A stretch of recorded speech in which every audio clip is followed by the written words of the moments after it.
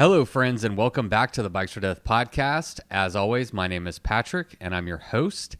And on today's episode, we have me and Ariel, who are taking on the Central Texas Showdown route, which is 475 miles, obviously in Central Texas. And it's a new route that is part of the Texas Showdown series presented by Bikes for Death. I scouted the Central Texas route a while ago via the car, and now it was time to ride the damn thing.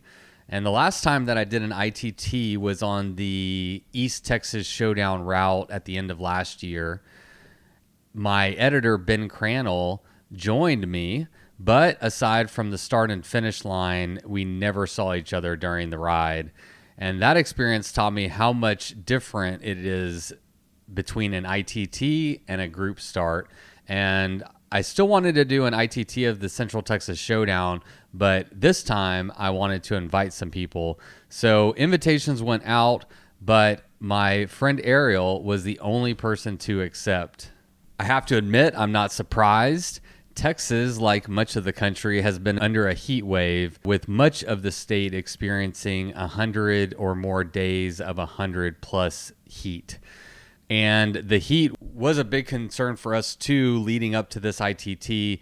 And at one point we were even considering starting in the evening and riding through the night, and then, possibly sleeping during the day and then riding through the night again.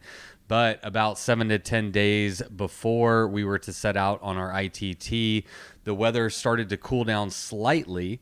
And they were predicting highs in the upper 80s and lower 90s during the time of our ITT, which was obviously still hot, but maybe more manageable than the 110 plus days that we had been experiencing just prior to that. So we decided to chance it and roll out at 9 a.m. on Thursday morning with the plan of riding through the day and then riding through the night, and then sleeping through the hottest part of the day that next Friday. Leading up to this event, heat also made training really difficult. So for me, a lot of my training was done in the gym. But about a month prior to going on the ITT, I rode my bike through the night to my girlfriend's house. She lives about 100 miles away. And then after a weekend, I rode 100 miles through the night back to my house. And then about 2 weeks ago, she and I did the Ozark Rando 120. And after each of those experiences, I was feeling really fit, really strong. I felt like I could keep going. And so those experiences gave me a pretty high degree of confidence going into the Central Texas Showdown. I was feeling fit. I was feeling in shape. I was feeling confident. The only question mark in my head was the heat and how hot it was going to be and how well I would deal with it. For Ariel, I know that his longest ride going into this was 145 miles. And the month right before this trip, he actually took a vacation and was pretty much completely off the bike for the month leading up to this. And so for Ariel, this was going to be a particularly big challenge, seeing as he's never done anything close to this many miles before. But Ariel is a strong rider, and I had no doubts of his ability to do it, nor did he. Well, maybe he had a little doubt. I don't know. He didn't express it, though. He was confident. He was ready. So our loose plan was to kind of somewhat try to ride together, maybe stay within kind of like 5 to 10 miles of each other throughout our rides. And we wanted to do this for safety and also just like the moral boost of having somebody out there. It's just kind of funner to know that, you'll run into somebody every once in a while. And we both liked the idea of that. And so that was our plan kind of going into it, or at least our loose plan going into it. Ultimately, spoiler alert, Ariel and I did not finish our ITT of the Central Texas Showdown. We eventually had to call in reinforcements. But I'll save that for today's episode on how it all went down and why. And speaking of the episode, today's episode is different than the typical format that you're used to on Bikes for Death. I took a recorder on this trip and I turned it on occasionally and organically just throughout the ride to capture different audio clips, and I've stitched those all together. And hopefully they tell a story of our ride. Because of this style of audio recording, it's not done in a studio and we're exposed to the environment. The audio can be a little rough in places, but just like when you're going on a gravel ride and you're kind of getting sick of the gravel, you're like, okay, enough with the gravel. When can we hit some pavement? And then that pavement hits and you're like, yes, that's what I was looking for. That might be kind of what it's like to listen to this episode. So if you find that the audio is a little bit hard to listen to in parts, don't worry, hang in there. It'll get better, I promise. And I guess one last note on the Central Texas Showdown. This is Central Texas Showdown week. This weekend, we are welcoming over 100 different riders from all over the United States to Central Texas Showdown to take on the 3 Central Texas Showdown routes for the very first time, and we are super pumped. After riding what I did of this route, I'm even more stoked on it than ever. Central Texas truly is iconically beautiful, and this route takes riders off the beaten path, out of the main cities, and onto some of the most remote and beautiful roads I've ever seen in Texas. And I'm not just saying that. As a native Texan, I have been completely blown away by the beauty of this course, and the hits just keep on coming. I mean, it's called the Hill Country for a reason. You're going to be going up a lot. But the great thing is about those ups is that in the hill country, you're going to get wide sweeping views of the terrain. And that makes for some epic sunsets and sunrises and just sweeping vistas and all kinds of good stuff. But even though we weren't able to finish the ride, I am super stoked on this route. I'm so excited to have people to come out and join us and ride it and get to experience it as well. As far as Ariel and I are concerned, you'll have to listen to the end of the episode to hear what our thoughts were and if we'll be back to take another stab at this route. So that's what we have for you on today's episode. But before we get into it, let's take a moment to thank the people that made it possible, starting with our latest batch of patrons. This week, we'd like to thank Rose Shiver and Mr. or Mrs. Anonymous for signing up to be sustaining members of the Bikes for Death podcast. We really appreciate all the support, and we can't produce these episodes without it. So if you would like to help support this work, you can find out more over at patreon.com/Bikes for Death. And as a reminder, you can support this podcast for as little as $1 a month, and every little bit helps. So again, if you want to learn more, head over to patreon.com/Bikes or Death. And today's episode is also brought to us by my friends and new sponsor, Lectric eBikes. And today I wanted to talk to you about some of the benefits of owning a Lectric e-bike. And the first one on my list is fun. Fun. That's what bikes are to me. They are a tool. They are a mode of exploration and travel. But for me, the core component is fun. And if I'm not having fun on my bike, then what am I doing? I can tell you that e-bikes are fun. One of the reasons that they're fun is because they're fast. If you've never ridden an e-bike before, they are like shockingly fast. The Lectric e-bike that I have has 5 different pedal assisted speeds. And I tell anyone that I let ride it for the first time to start out in the first pedal assisted position that gives you the least amount of power. Because if you start out on 5, you are going to feel some G's or something. You're going to feel something. But they are just shockingly fast, which makes them fun. And also, don't forget to wear your helmet. Another great feature of e-bikes is more bikes and less cars. I think that's something we can all get excited about. Ever since I've got my Lectric e-bike, I have found myself reaching for my bike helmet far more often than my car keys. It's made going on quick trips to the store super fun, and it's a great way to just kind of get the blood flowing, get some vitamin D, get some wind in your face, and save the planet all at the same time. So it's a win-win-win-win-win-win-win-win-win. And Lectric e-bikes makes it even easier to replace your car more often by offering a range of styles. So the one that I have is the XP 3.0, and it is the most popular e-bike in the industry, and it comes in at only $999. They also have the Cargo Expedition. So if you got stuff to haul, the Expedition Cargo e-bike makes it easy, and it has a carrying capacity of 450 pounds. So you can bring all your gear along for the ride, plus probably some of your friends' gear too. They also make a trike, and it is the industry's first fully foldable and fully assembled electric tricycle. The XP trike features a third wheel for stability and can accommodate a wide range of abilities and preferences. And lastly, the great thing about electric e-bikes is the affordability. I can tell you that for me, price has been one of the things that has kept me from getting an e-bike. But the one that I have, the Lectric XP 3.0, is only $999. It has a top speed of 28 miles an hour. It has tons of accessories and cargo rack options available, so you can carry all kinds of stuff and really make this bike your own. And it has built-in headlights and taillights, and those are just a few of my favorite features of this bike for only $999. So if you want to get in on the e-bike craze, I highly recommend you visit lectricebikes.com to learn more and to explore all the epic models Lectric has to offer. That's lectricebikes.com, Lectric ebikes.com. lectricebikes.com.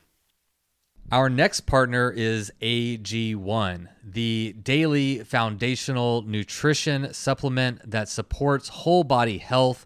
I drink it literally every day, and I gave AG1 a try because I know that Andrew Huberman supports it and recommends it and uses it, and I trust Andrew Huberman.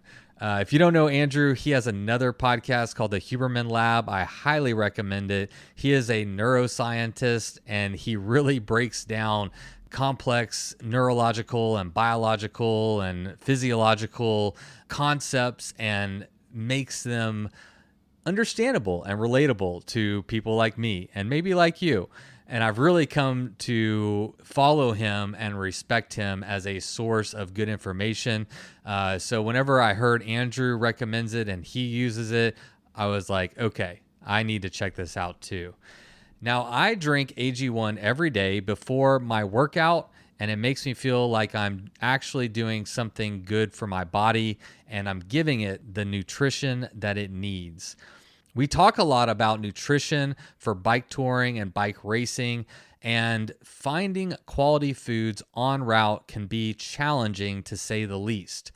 May I recommend AG1 travel packs for the nutritionally deficient bike packer on the go?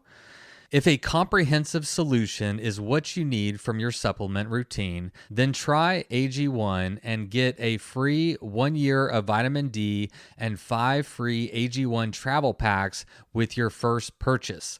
Go to drinkag1.com/bikes-or-death. That's drinkag1.com/bikes-or-death to take control of your daily nutritional insurance. All right, ching, ching, ching, ching, ching. The bills have been paid, and now it is time to get to my episode with me and Ariel. But before we do, let's have my friend Miles Arbor kick it off with the Bikes or Death theme song. You load up your bike, you ride away from home. You could be with your friends or you could be alone. You ride for a day or maybe more. You just love being in the great outdoors. Everything you need is strapped to your bars, including that new pillow you got from Santa Claus. And then you think, oh shit, to yourself. You left that super lightweight tent on the living room shelf. Bikes or death. Bikes or death. Podcast. I guess we're doing this. Yeah, Patrick. Yes. Let's ride our damn bikes. Oh, this feels good. This first 10 feet has been really nice.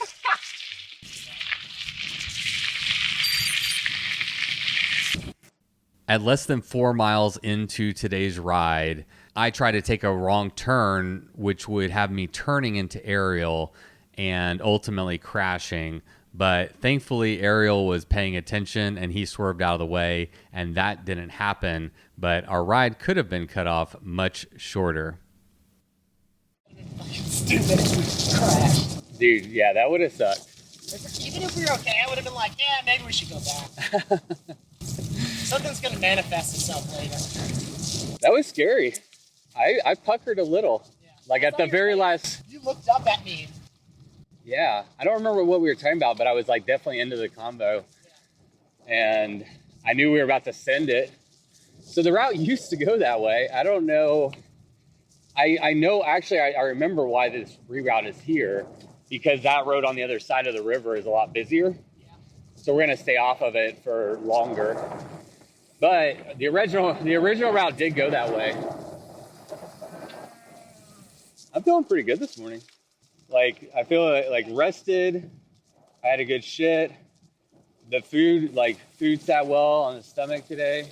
Sometimes I have a nervous stomach, before doing something like this, but not today. Weather's nice. So far, so good. Only 470 miles to go.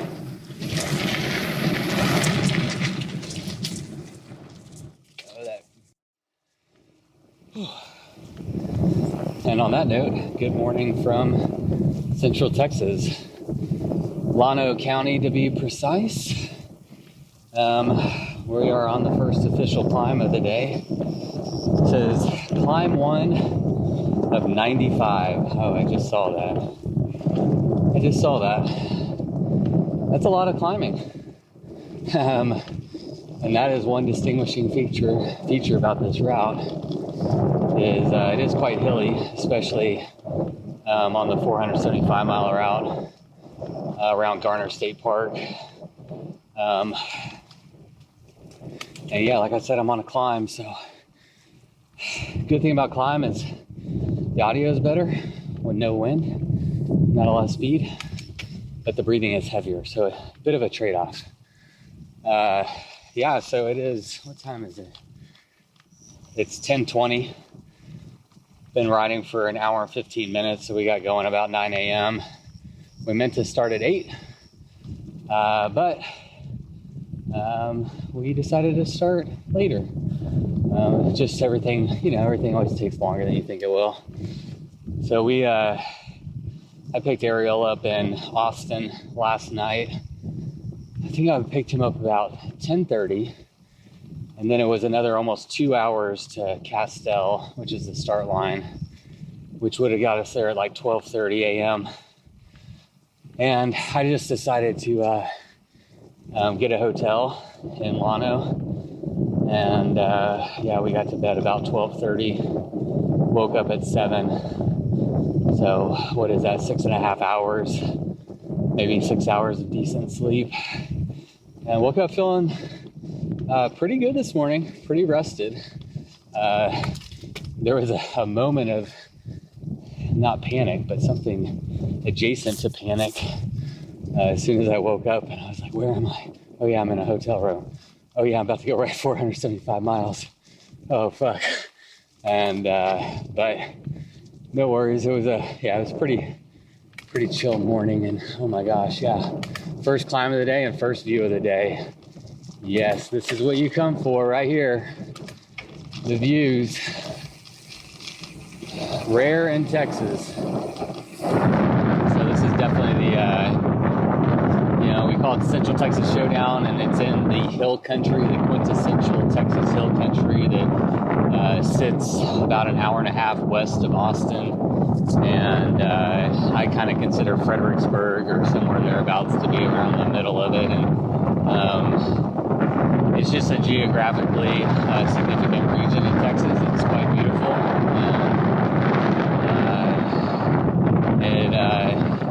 It basically is begging, and it has been begging for a route to be created out here. And there are quite a few other routes, but I wanted to create something that was on the longer side, something closer to an ultra. And I don't know where that distinction is, but you know, in Texas, I'm always looking for, well, number one, safety, but in a safety in a pretty place, geographically or topographically significant.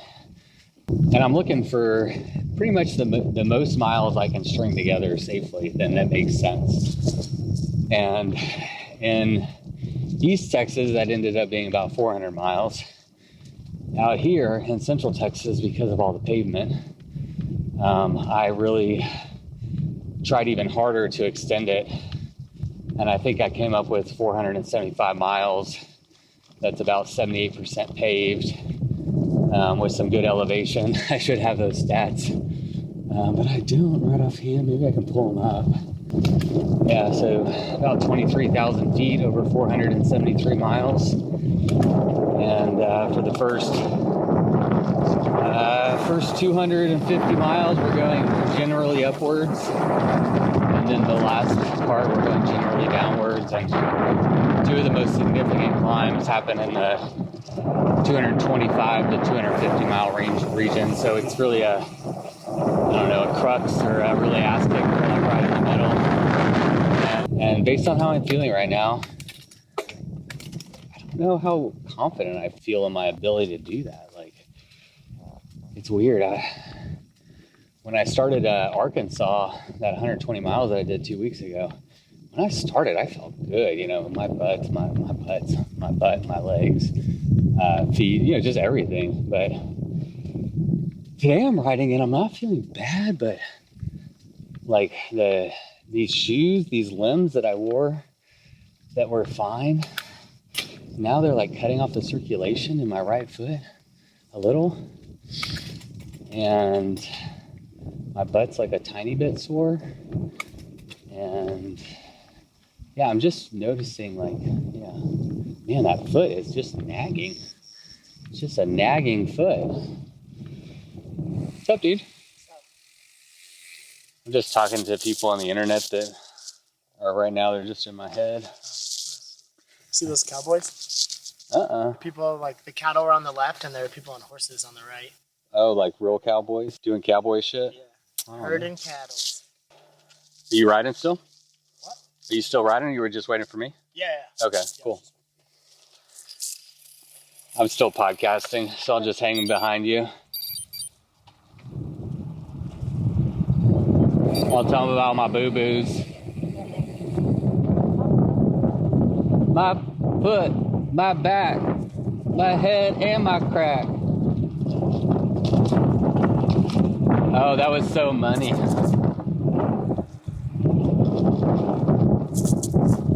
right, coming up on first turn of the day. 19 miles and so far 100% pavement. Averaging 12.6 miles an hour. Yeah, baby, we're flying. My goal is to average, like, if I could average 11 miles an hour moving over the course of this whole thing, I'd be really happy with that. That's pro slow. But yeah, I want to keep it in that green heart rate zone, which I'm at 139 now. I'd like to keep it probably, I don't even remember, mine's like around 142 or 145 where it bumps up to the yellow. It's like, hey man, slow down.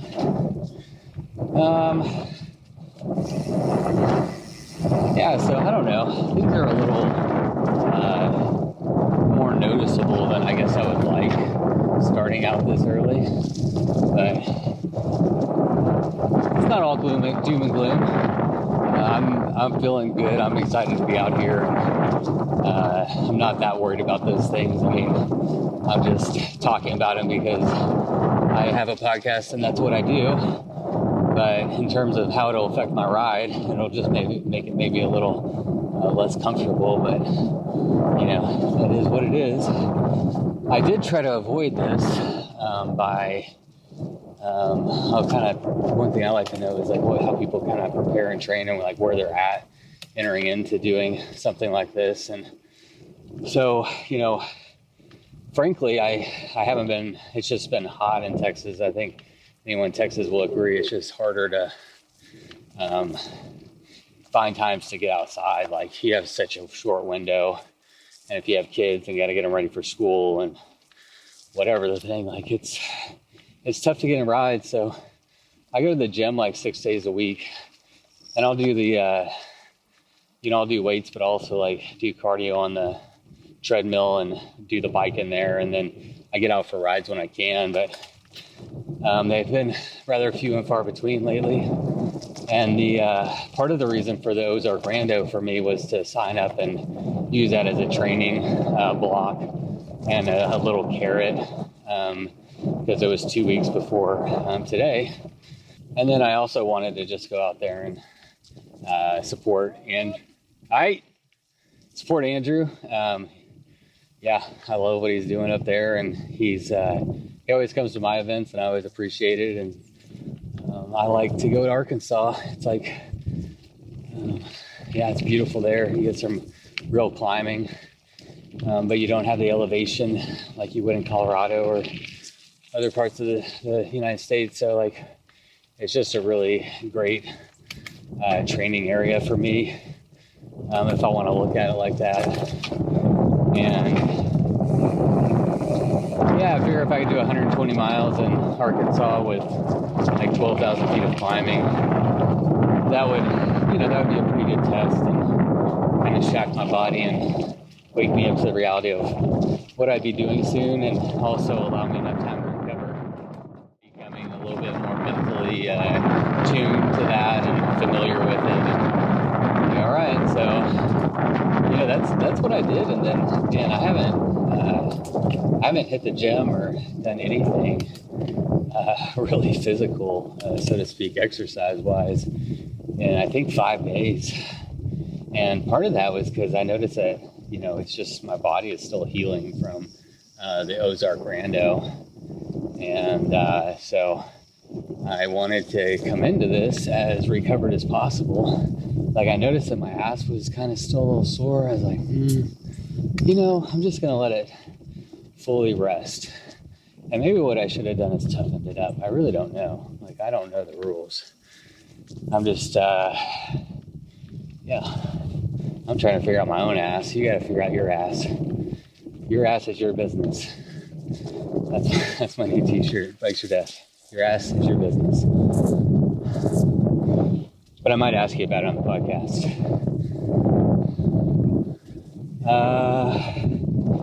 So anyway, that's how I came into it. And I don't know, as I'm riding along, I'm actually starting to feel better.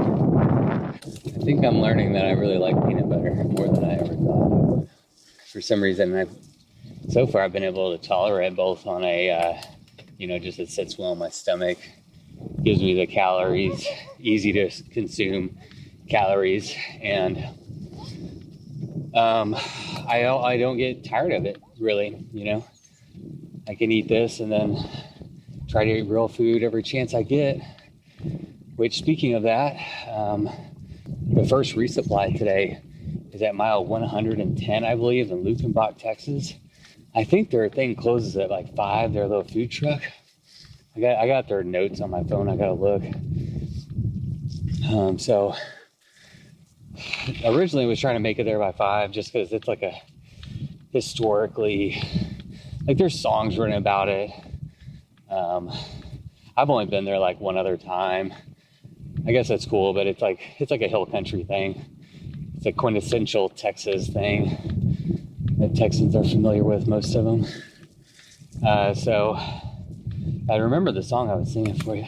Let's go to Lukenbach, Texas. Lukenbach, Texas. Lukenbach, Texas. Gonna ride my bike to the steps of Lukenbach, Texas. That's what we're doing.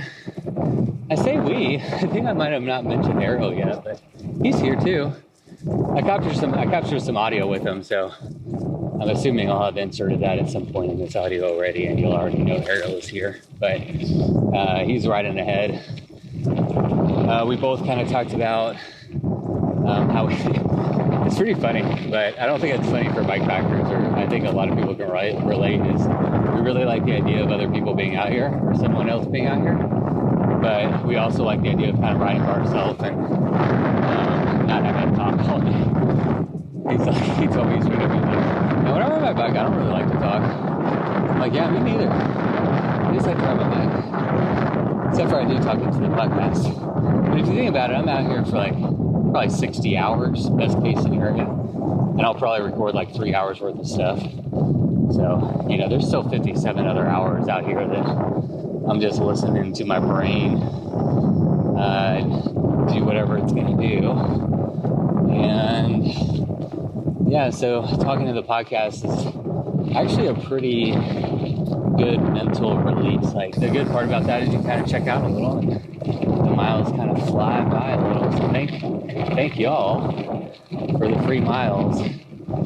And maybe someone will listen to this on one of their bike rides and you'll get some free miles from this. And that's called the bike circle of life. Amen. What was I talking about? Ariel's here. Oh yeah, I was talking about riding with somebody. But I'm also thirsty. Yeah, so I put out a call on the internet to see if anybody wanted to come ride this thing, this 9TT. And to my surprise, nobody signed up. Ariel had already signed up. He and I were part of, like, I don't know, we were always going to do it together, essentially. And I tried to get Maxwell, but he just started a new job. But I wanted the people to help with the Bikes Are Good staff events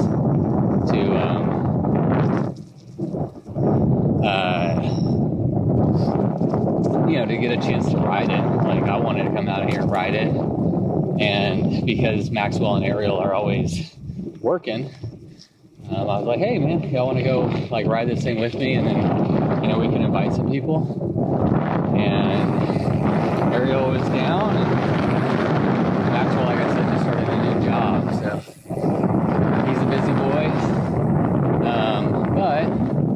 So that's what's going on. Ariel and I are the two lone rangers out here on the Central Texas Showdown, turning on to what looks like a busier road.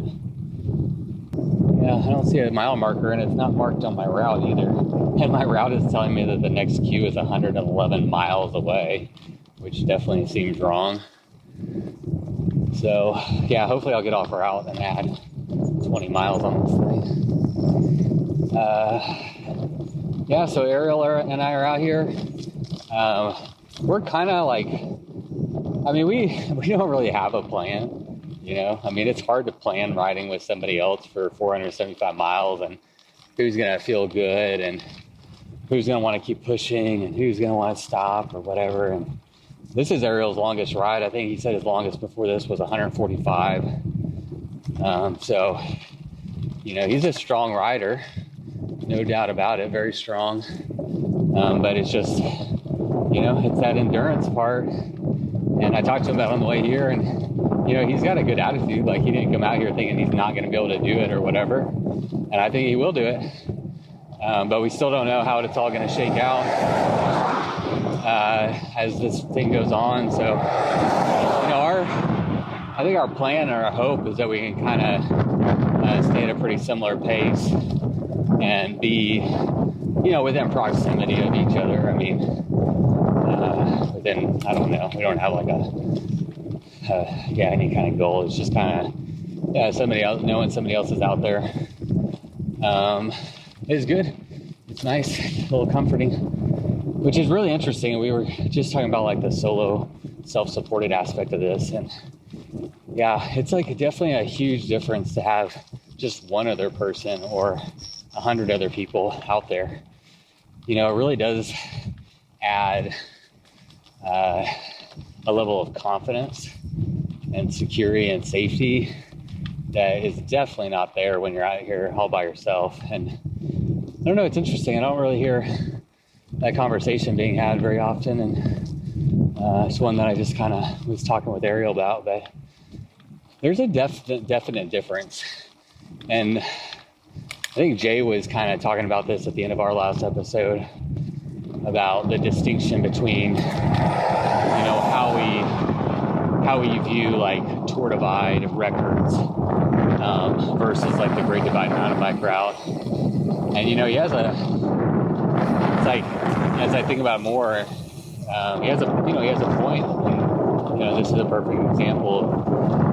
If you're doing a group start,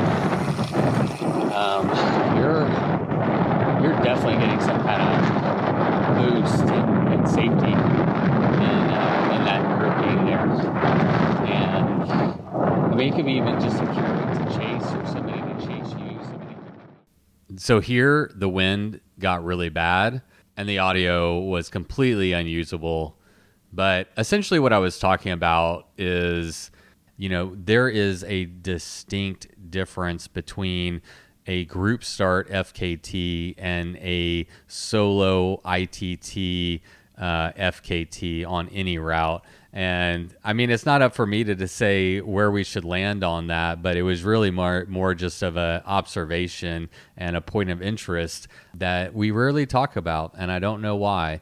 I don't know. For whatever it's worth, that was just a thought that I had as I was riding this route. And now I'll let the internet debate it. That'll be fun. We're 22 miles in.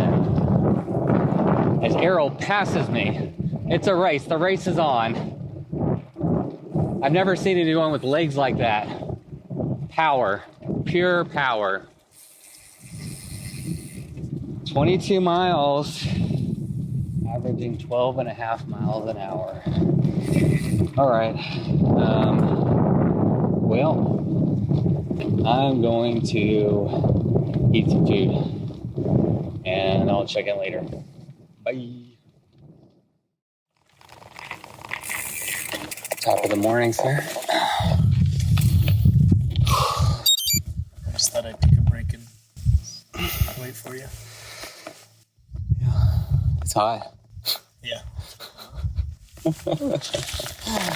Holy shit. I don't know how far we've gone. Not very far, I think. 34 miles. 7 out of the 95 climbs. I was recording whenever I saw that when we did number 1. I was recording. I was like, 1 of 95. Oh, okay. I just saw that number. Yeah, so I was like, fuck. That's a lot of climbs. How many have we done so far? 7. I feel okay, but I'm like more tired than I think I should be for this many. Like I don't think I've recovered fully from the Ozark, which is surprising. But I'm just slow, plugging along. How are you feeling? I feel good. I feel like slow, but then I'm like, oh yeah, I'm supposed to be doing this. And it's Slow's like, good. Okay, cool. Yeah. Slow's That's like good. the only thing, yeah. I'm like, oh, I've been on the bike so long. You're like, oh, it's only just begun. Yeah. I'm glad there aren't many cars. Like that's one nice thing so far is it's real peaceful out here, which is exactly what I was hoping for. It's a lot of pavement like this. It's real quiet, so it's pretty easy riding overall. Just and no traffic. The biggest downside is just not a lot of trees, not a lot of coverage. All right. Ready to rip. Yep. All right. Well, we're stopped on the side of the road, so while I lube my balls, I guess I'll tell you what's going on. Well, first mistake, I guess I left my, what do I use? I use Aquifer. I have this little thing of Aquifer that I guess I left with my other kit, like my toiletry kit. So not a major deal yet, but I was looking forward to having that. Getting a little lubrication downstairs, but it's warm out here.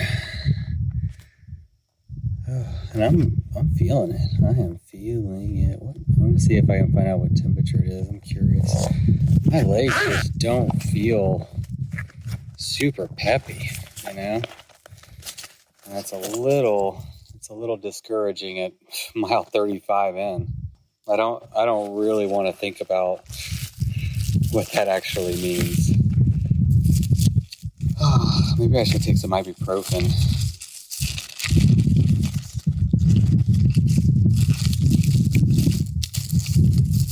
I'm a little worried about water. So we have, let's see, 35. So then that's 65 to get to 100. And then we have 16. So we have 81 more miles left. And I have 2.5 liters. So maybe looking for a church. And there's supposed to be a church around mile 65 or so. All right, let's get this show on the road.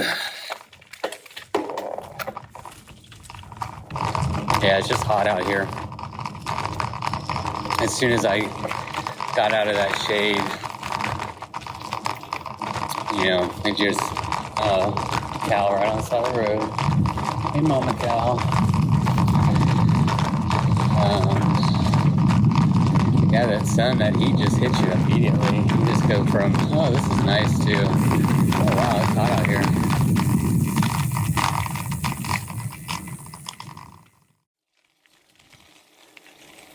All right, I decided to switch over the headphones. So, yeah, I was just saying it's hot out here. You feel it, and it's definitely zapping me.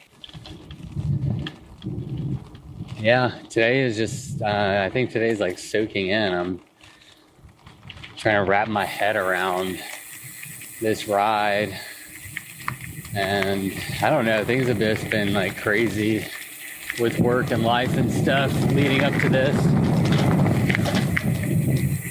So I just haven't come into this as mentally or physically as ready as I would ideally like to be. But that's the way it goes sometimes. So yeah, I'm kind of just finding myself trying to like mentally wrap my head around this. But at the same time, I was just reminded that, it's nice to have the luxury to come out here and do this. And the very nice thing about what I'm doing is all I have to do is pedal my bike and complain about how hot it is and look at the clouds and the cows and the hills and the cactus, the trees. Yeah, that's all I gotta do. Oh, so not bad. A lot less stressful than day-to-day life for sure. So I'll try to focus on that and not on how hot it is. But let's see, it's 12:22. The last time I looked at the temperature, it was supposed to get up to a high of 93 today. But I think out here on the pavement, like, I don't know, it wouldn't surprise me if it is definitely like closer to 100 or feels like 100. Which is still about 10 degrees or more cooler than it was like 30 days ago.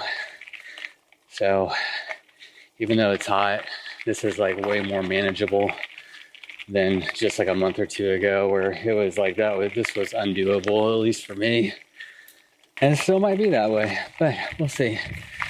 I mean, I've got 5-6 more hours of some pretty hot riding, and then it'll cool down, and then we'll have, at least probably 15 hours of cool riding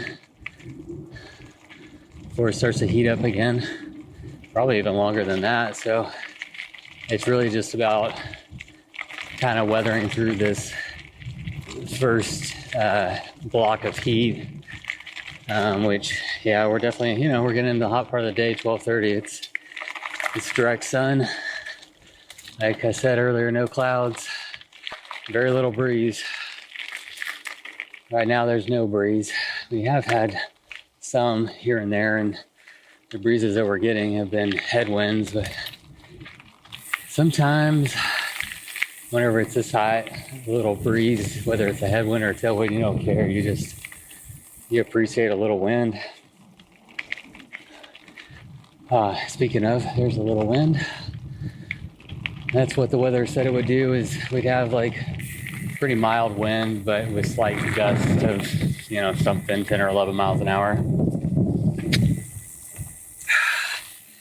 And maybe the weatherman got that one right. There's a really cool app that I've been aware of for a while, but I just recently purchased called, I think it's called Epic Weather Rides. And it's an app for your phone. And you can upload your route. So you can upload like this route that I'm doing. And you tell the app what day and what time you're gonna start, and how long it's gonna take you. And then it'll calculate your weather for the entire route, like everywhere you go. So percentage chance of rain, temperature, humidity, wind direction. And I think their app is like $100 a year. So it's kind of pricey, but I figure I do this for a living. So I call it an investment, but it's pretty handy. And according to that, we should have mostly a tailwind for most of today. Slight tailwind, nothing crazy, and tomorrow. And then as we turn around at a mile about 225, that's when we basically just turn around into the wind and ride back into it. But as we get into Saturday, the wind is supposed to really, really die down, according to this app. And so we'll see how accurate it is. Just hot. We're mile 36, and we have only had a small section of not even gravel. It was red dirt. Soft red dirt, really nice, really pretty. That's some of my favorite, probably is my favorite, like road surface. Even trails, like mountain bike trails. I love riding on that red dirt. It's so much fun. It's like so grippy and pretty. So we had a little section of that. And other than that, it's been pavement, but no busy roads so far. Yeah, it's just has been hardly any traffic. I mean, on the quote unquote busier roads, I think the speed limit was probably like 55, and we were on it for like 6 miles at the beginning.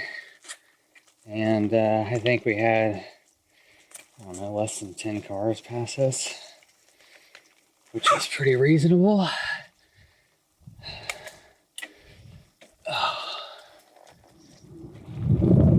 Yeah, the scenery out here is quite lovely. You really get some beautiful views.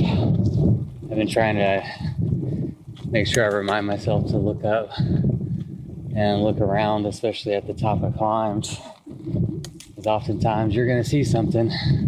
We've already had views of Enchanted Rock, which is a state park, and it's a geological formation here that's popular in Texas. I don't know how well known it is outside of Texas, but for me and a lot of people I know, I grew up going there as a family and with Boy Scouts, and Natalie, my girlfriend, her family all went there growing up, not with us, but on their own. And she and I went out there for my birthday this past year when I had the concussion. We went on a hike and I had a concussion. That was fun. It was a very mild hike and I was very careful, but it was nice.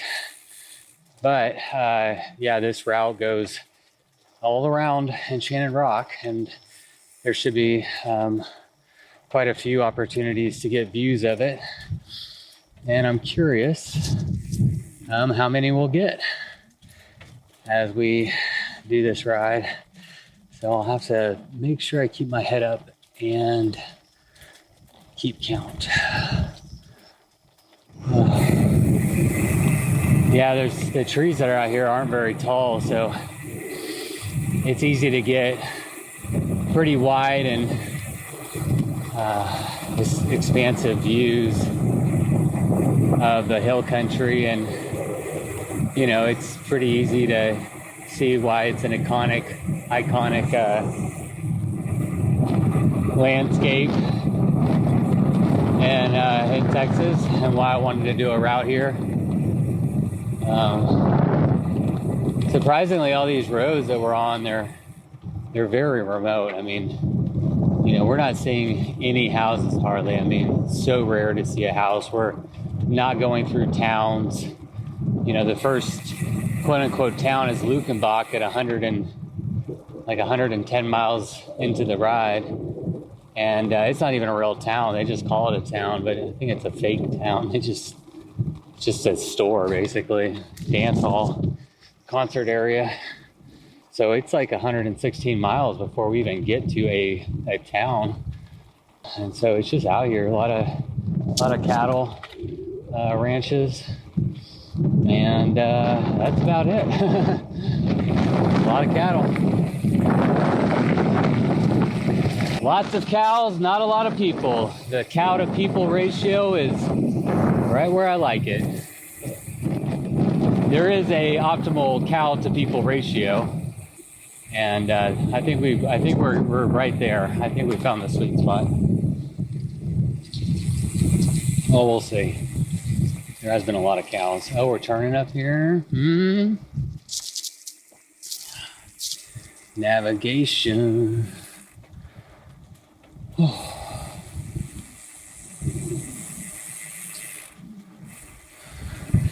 So that's speaking of, like, there's nothing out here. It's why I'm a little worried about water, because ooh, gravel road. Man, this is like a pink. Oh, the pink. I know what this is. This is granite. I bet granite, crushed up granite. Yeah, it's got. Yeah, very nice. It's like kind of red, kind of pink.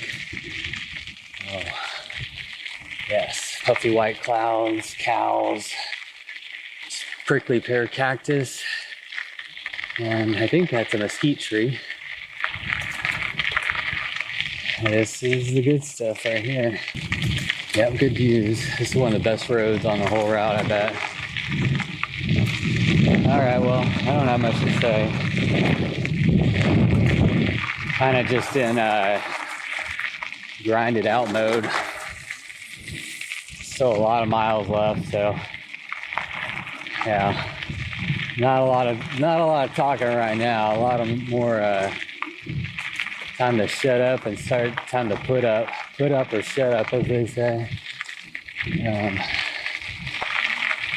Yeah, we'll just see how it goes. I mean, we're just riding bikes. Ariel he's ahead of me somewhere. That dude's fast. For a while, I was passing him on the downhills, and then I'd catch him he'd catch me on the uphills. But he's quick. He's strong. I don't know how far ahead of him he is. He doesn't have a tracker, so we're just using my tracker. So he won't even get to finish. I'll have the distinction, if I finish, of being the first finisher and the fastest known time. Fortunately, I've had to disqualify Ariel from the very start for failure to provide tracking. It really is tragic, but those are the rules. Oh, and these are the views. Yeah, this is what we come for. Why do we climb mountains? For the views and for the downhills. Yes. This photo right here, or this spot, is the photo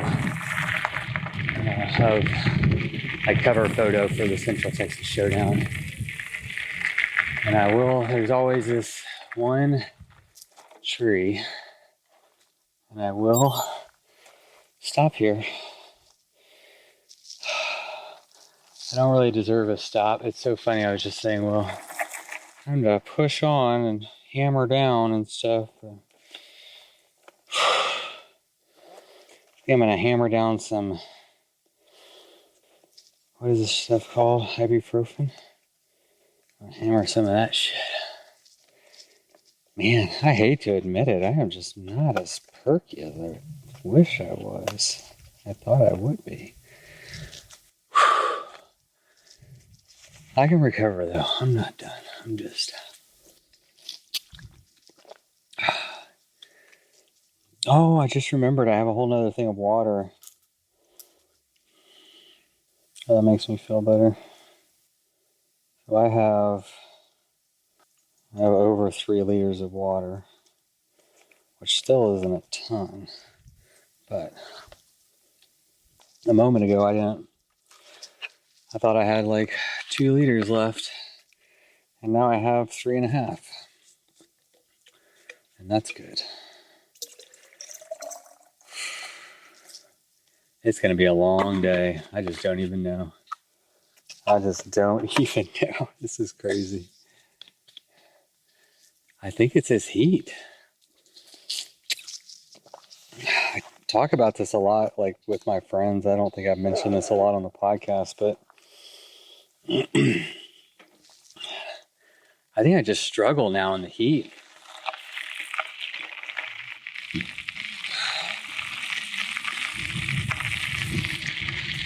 Like I'm riding and I'm trying to figure out like what's wrong and why do I feel so like burnt out already. So I don't know. I really think that's it for me. It's just the heat. And it's, for some reason, that's hard for me to come to terms with. Like I want to blame it on something else for some reason, but it is the most likely. And just from like personal observation, when it's hot, I just struggle. And I grew up in Texas, and I'm used to the heat as well as anyone else could be, and used to being active in the outdoors. And I think this is, I hear people talk about as they get older, they get less heat tolerant, and I don't know what the science is behind that, but anecdotally, it seems like there's some truth to that. And so, yeah, I think that's my biggest battle, is the heat. And there is not much escaping it, so tally-ho. All right, it's about 5:30 miles, 77 miles in. And it's finally starting to cool down a little bit. It just got so hot for a good 5 or 6 hours that just in survival mode. But I'm already starting to feel better, alive again, which is nice. Not what I was expecting, hoping for. All the question marks is how long. It is beautiful here. So we're on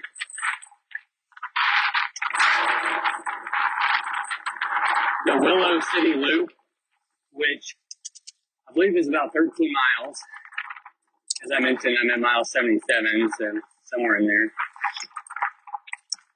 It's some of the prettiest riding in Texas, and it's very well known, especially in the wildflower season. If you come here during the spring, this 13-mile stretch of road is just packed. I mean, it's a traffic jam of cars and cyclists and motorcyclists. And so, yeah, it's very well known. But during this time of year, it's very quiet. It's still very beautiful, just all wildflowers. But it's very hilly, beautiful views. And this Willow City Loop, if you look it up, I believe it's on, bicycling.com or Bicycling Magazine rated it in the top 20 bike routes in the United States. So again, pretty well known area, or specifically for cycling in Texas. And that's where we're at. The sun is starting to, definitely not set, but get lower in the sky, and I'm going to squint a little. which is appreciated. I think that's it. I'm just happy to make it through that heat. The question mark will be what happens after that. What happens? How much energy do I get back? How much bounce do I get when I get those electrolytes? Do I turn into Superman immediately, or does it take a little bit of time? What am I looking at there? So that'll be interesting. I would get all the Gatorade and a Red Bull and a Coke and a Twix ice cream. And I'm not super hungry. I should be, but mostly I'm just thirsty. All right, I'm going to do some math and figure this out. I'm going to do some bike packing math and figure out specifically a couple things, like when I think this place closes at 9. I have a note that says it closes at 9. I'd like to confirm that. And then calculate how far away I am and how long it'll take me to get there, maybe. So I'm at mile 79. At 36, 37. I'm 36 or 37 miles away. I'm averaging almost 11 miles an hour. So let's call that 10. So 30, 3.5 hours basically. And it's 5:30. So right at 9 o'clock. Yeah, every time I've done this math, it's like right at 9 o'clock. And so I guess the good news is that I keep getting the same answer, 9 o'clock. And that means I'm not getting slower. I haven't really been watching the mileage or my average speed too much. I've just been kind of having it on the map and elevation. It doesn't really matter how many miles I'm at this point. Like, I don't want to think about it too much, but I did break the 400 mark, so it's like 393 miles left instead of 473. So yeah, it has a little bit of a nicer ring to it, 393. There was a fox probably a couple hours ago, and it was the cutest thing and the best thing ever, and you didn't get to see it, but I did. And it was awesome. And it was the best view of a fox I've ever had. I've seen them gotten glimpses of them here and there. But today, in broad daylight, 20 feet away from me, I got one of the best views, or the best view of a fox in the wild of my entire life. Went right across the street and into the field, the prairie. It was cool. It made me happy. Right before that, I was happy because there was a mother with her yearling, and they were running alongside me. And then, like, just moments after that, the fox ran out. I felt like I was in a Disney movie. So there's been a lot of deer. It's a deer-heavy area, which is one of my favorite animals to see in the wild. They're just so graceful. And it's just fun to see how stealth they are. You know, they're so smart. They're so well adapted out here. They'll just jump the fence or scurry into the fence and then go into the woods just like 20 yards. And they turn around and they look, and they listen, and you can barely see them. You know? They're just right there. But they know that you can barely see them. They also know they can get away pretty fast. I get a kick out of seeing wildlife when I'm out here. When Natalie and I were in Arkansas, at night we saw what we believe was a beaver across the road. It was night, so we're not 100% sure, but we both feel pretty confident based on what it looked like to both of us. We both agreed it was a beaver, so we saw a beaver, and that was neat. That's pretty rare. Anyway, nature. Animals are cool. Oh, there's a big cloud. There's a huge dark cloud that looks like it's about to blot out the sun. Oh, which brings up something interesting I haven't mentioned, but when we actually do the Central Texas Showdown, there's a solar eclipse that's happening during the first day of the event on a Friday. So we had no idea. I had no idea when I chose these dates in this area, but it just so happens that one of the best places to view this celestial occurrence is in the hill country of Texas, in the entire United States. There's other places too, but this is one of the hotspots. And so that's pretty cool. I have no idea what that's going to be like to be riding your bike while a solar eclipse is going on. But don't look at it unless you bring the special sunglasses. But yeah, how cool is that? What a neat thing to be able to ride through that. We'll probably give everybody superpowers. I could use some superpowers. But yeah, that's neat. Yeah, I'm jealous. I wish I had that to look forward to today. I'm so lightheaded. Just said we could keep the chairs out here. Aw. How long you been here? Since like. Oh yeah. Yeah, you got here right before they closed. Yeah. What time did it close, you know? I didn't ask. I was just like, is the kitchen still open? She was like, no. I was like, that makes sense. This place closes at 9. What do you got for me? What? So she gave me like a matcha. It's that. Oh my gosh. I was getting like so lightheaded. Yeah. Like, Dude, when I fucking went and got like fucking took it. Well, I on purpose went off route and like did like an extra 2.5 miles what? to like when I was in whatever town I was before here. I like was fucking dying. I like didn't have any water like 20 miles out. Oh yeah. And so it's like I like looked up. It was like the wine. There was a bunch of wine places I saw. So I like looked up the nearest gas station. There's a gas station at Valero, like 1.5 miles from me. So it's like I said, fuck it, just like bike to it. And it's like it was like a themed campground, like ranger campground, like Yogi the Bear type of ranger. Okay. With a gas station, but it was like closed. Oh no.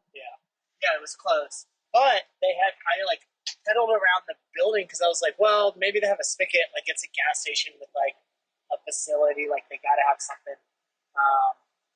And so it turns out they had bathrooms that were unlocked. Oh, so nice. I went in there and like filled my water bottles up, and then just You clutched with them. it's because it's Oh my gosh. Yeah, I haven't had. Oh, thank you. I haven't had any electrolytes all day. I meant to get Gatorade this morning, and I completely forgot. I have electronics. I have like extra. It's strip drug, so I can give you some of that. But Okay. I also got mustard packets. Oh, really? Yeah. So do you know what we have next? No. It's only 20 miles till Comfort, and there's a 20-hour or a 24-hour McDonald's. Nice. You're not as excited as I was. I gotta make it Comfort. I did look it up though. Yeah. Hour and a half. For you, it's like 2 hours for me.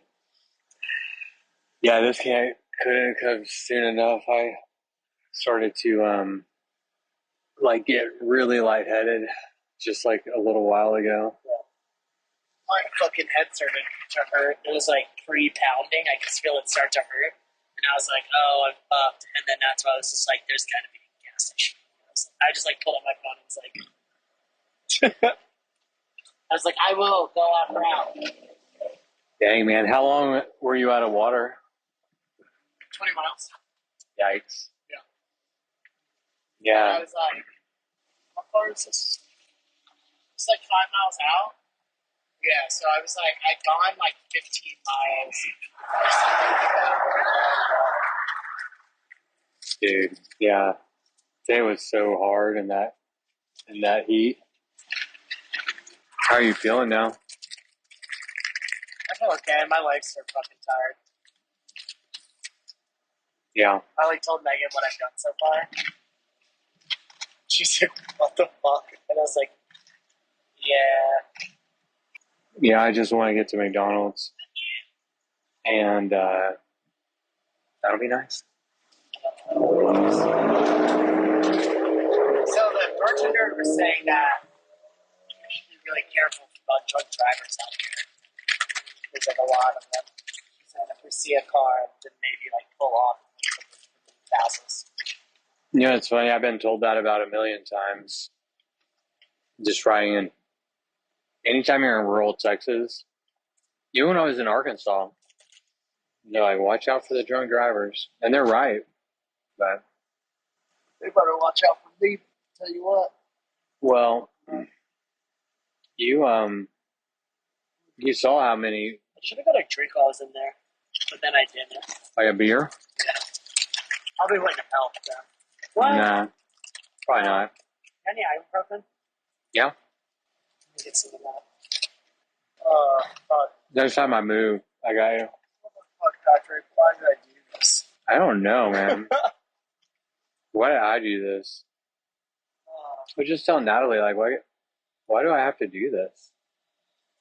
Why can't I just talk about riding bikes? Why do I have to ride 500 miles? That's all, like, people think I'm a bike mechanic, and I'm like, no. I'm only good at riding bikes. Anything else, not my expertise. Don't ask me questions about it. I'll give you a very bad answer. And then you'll go and then waste your time and you'll have to go to someone else. Yeah, there's a lot I don't know about bikes. I was like thinking about the first phone call we had, and I was just like, yeah, I never want to do the showdown. And I was like, I was in that 3-mile climb, and I thought about that. And I was like, why am I, fuck. Dude, that climb was beautiful, but fucking ridiculous. Did you see it before sunset? I don't even think I knew about a 3-mile climb. It was like a big one, and then it like went and turned, and then like you basically saw down the entire valley. Oh, I yeah. can't remember what point it was at. You're talking about the Willow City Loop? Yeah. Yeah, I saw it. Dude, I saw it right at sunset. I got to that, where like it goes around to the left, and then there's just a perfect view. I took a video, I think. Yeah, I got to see that.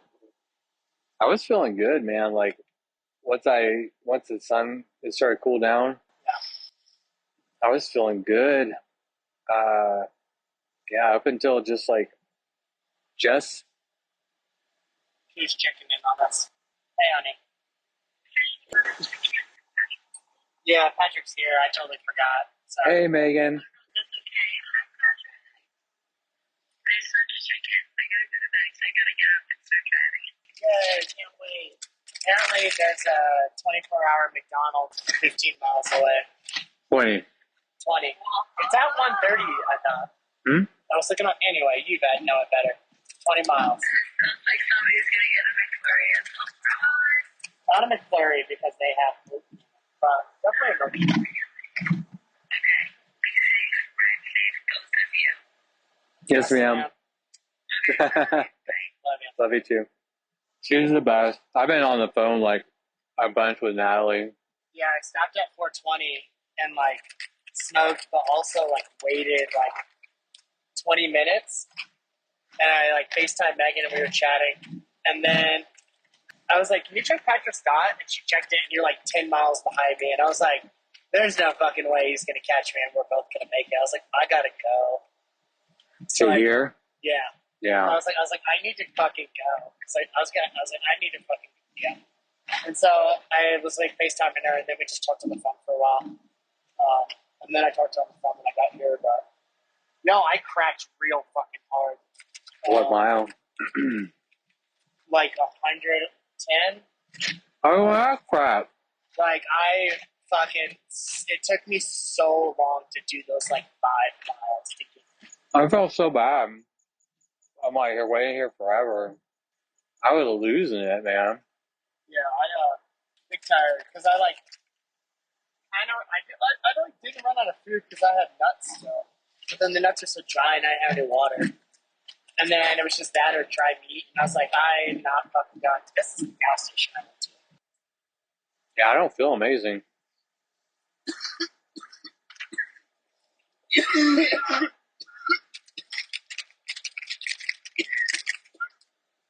I felt a lot better in Arkansas. I think it's just the sun. Core power. Did you drink one of these? No, I had a vodka drink. I've had those before though. They're good. I wonder, did she just like give us this? Like, Since you just had it. yeah. That's awesome. She was like, yeah, they have them at HEB. HEB's great. I was just like, yeah, I miss HEB.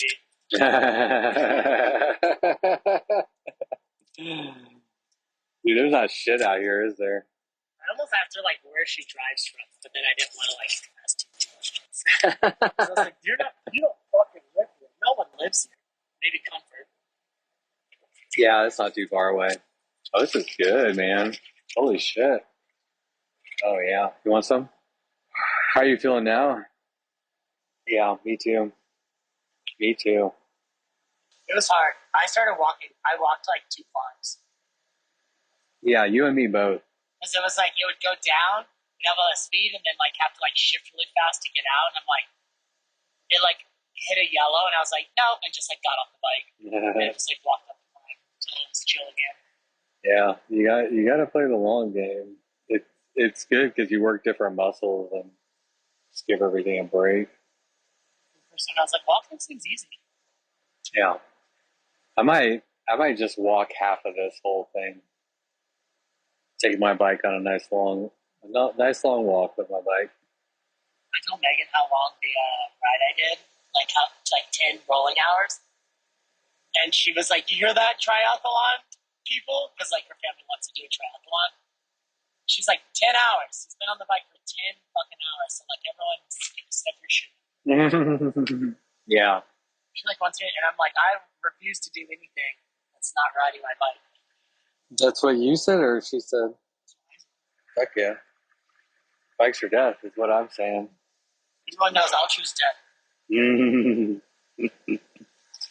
I might be about ready to choose some death, man. That sounds nice. This is a pretty cool spot, huh? Too bad they weren't open with you. Yeah. Thing is, like, they just don't, I mean, they have like a bunch of food. They actually have a pretty fucking good menu I looked at. It's pretty big and like good. Yep. They just don't have like general store stuff. Yeah, I was looking forward to that, but I was really excited when Natalie told me about Comfort because I was just going off my notes, and I didn't put Comfort on my notes because I was like, well, I'll stop here and I'll skip Comfort. So it's like Bandera is another, it's like a mile 160. So whenever she's like, oh no, there's like a whole other town coming up at mile 133, that was music to my ears. Dude, I'm struggling. You want ibuprofen? I'm going to take ibuprofen too. I think I'm going to take ibuprofen, and I even have caffeine pills. I'm going to take one of those. I'm really hoping that that food will kick in, you know, and give my body what it wants. All right, 16 miles to McDonald's. Oh boy, I can't wait. Give me your nicest burger wrapped in wrapping. Yeah. Dude, they'll have, they probably have breakfast too.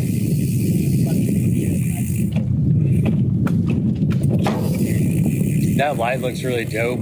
your front light. Yeah, and like the way it illuminates your wheel, though, it just looks cool. But I know from a riding perspective, it's because you got the tire and the Dude, a fucking deer almost hit me. yes. It ran at me and fucking like dodged me. Yeah, the deer are Like, out here wild. in the dark, it was nuts. Yeah, they don't know how to react to us. Yeah. Because, I mean, you know, the term deer in headlights is obviously real. You're RPTS, so, like, it's not until you pass them. I had one that was, like, it literally ran a circle around me. It did not know what to do. I saw a fox. I saw, like, the Roadrunner. You did? Yeah.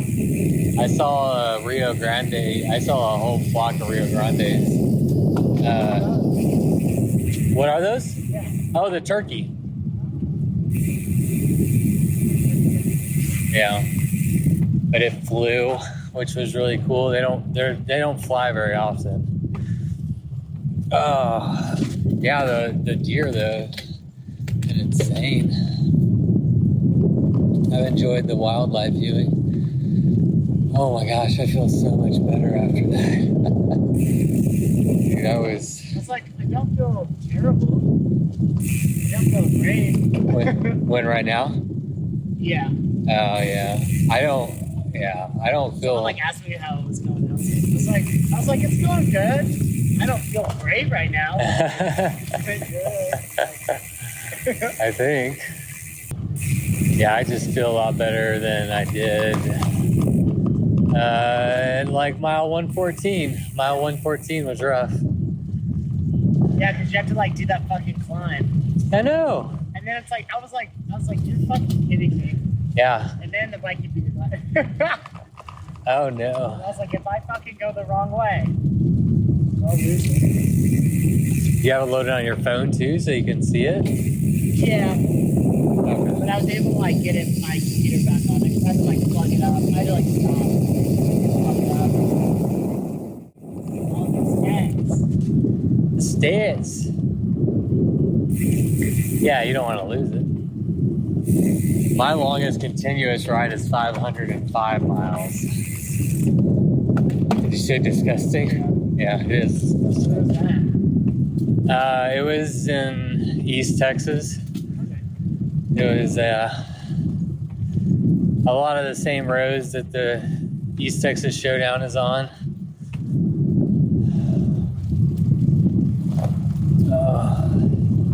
That was back in 2018 though. I haven't attempted something like this since then. I mean, I've done, nothing this long. I tried the ITT of the East Texas Showdown. It's 400 miles, but I only made it like 340, and then I didn't do the death loop. So, yeah. You aren't missing much. I know. I already know it's there. That's why it was hard to motivate myself to do it. I was like, oh, I'm so fucking good. Fuck that death loop. Fucker. I'm just trying to be happy that it's not hot. This is why I really want to get as many miles at night as possible. Yeah. And then, if we could sleep during the day tomorrow, but that seems so far away. When we did Arkansas, there was no moon at all. It's just so much nicer when there's a moon, I think. Come on.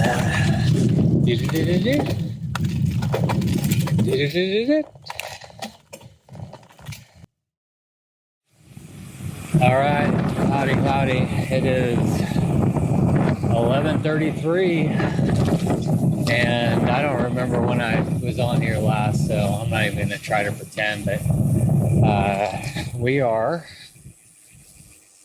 125 miles in, and we just stopped at like this little town, Bakersville, I think it's called. And that's at mile 116.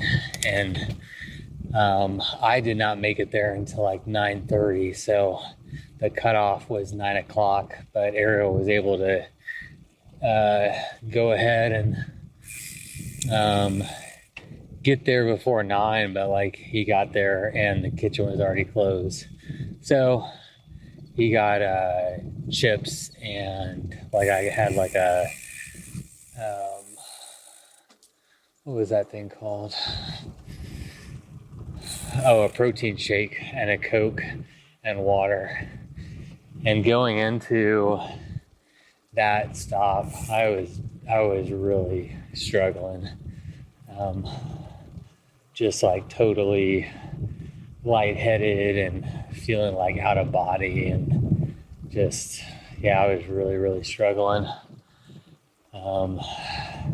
Even when I got there, like I was struggling. But I like devoured everything so quickly. And then I just laid down in the parking lot for like 5 minutes, and it, like, I swear, it like brought me back to life. And I didn't know if it was going to or not, but it's just funny, like how your body will, like they keep, the highs and the lows, like they're always highs and lows, and you gotta suffer through those lows, and those lows can be pretty low. I feel like, yeah, I was just thinking, I was like 115 miles in, and I'm like, how the fuck am I gonna do this? And anyway, I know I'll have a lot more highs and lows before this is all over, but I'm happy to be on the other side of this one for now. And yeah, so even though he wasn't able to get there in time, I mean, I don't know what time their kitchen closes, but the food and water and drinks and stuff that he got was just absolutely life-saving. I was down to, I think, like a half a liter of water and like 400 calories worth of like peanut butter left. And I was just struggling, like unreasonably so, for only being 115 miles in. But I said earlier that, I was just fighting I was just worried about my electrolytes, because I know I got a lot sucked out of me today.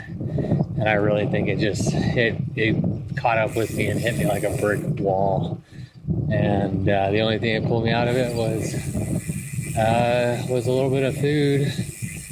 And now the good news is that was mile 116 and mile 132. Only 16 miles later, we have a 24-hour McDonald's, and that is the most exciting news that I've got all night long.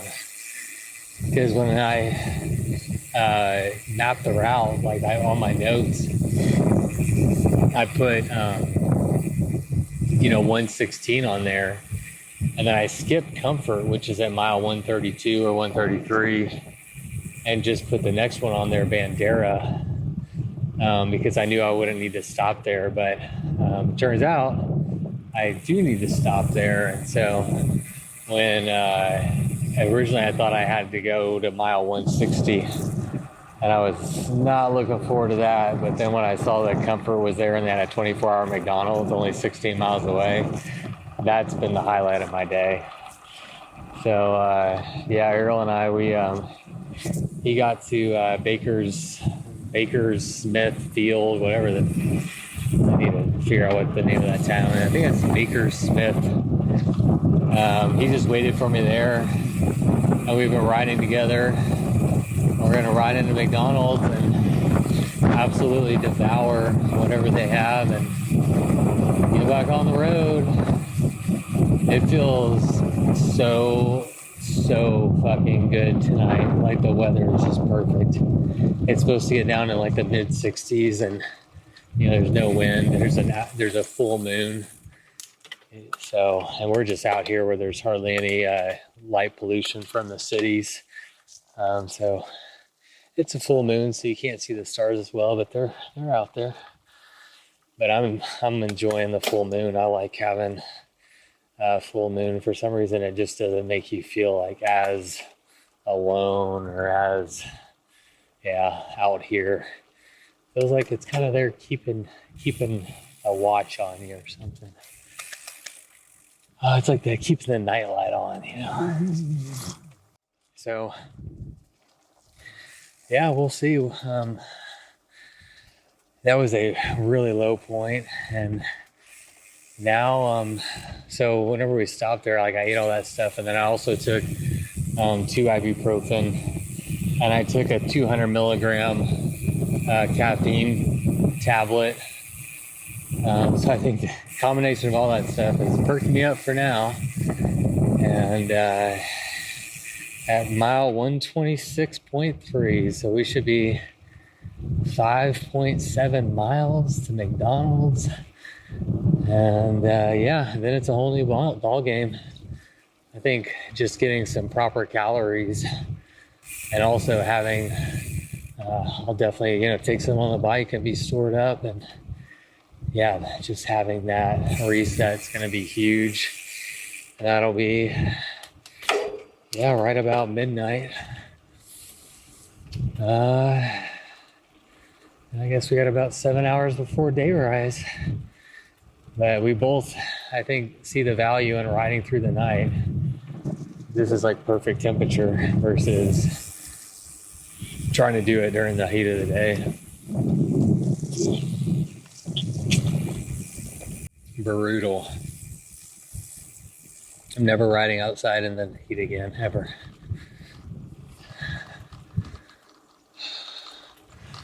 All right, well, highs and lows. 126 miles in. So far, ride time has been 12 hours and 20 minutes, averaging 10.3 miles an hour.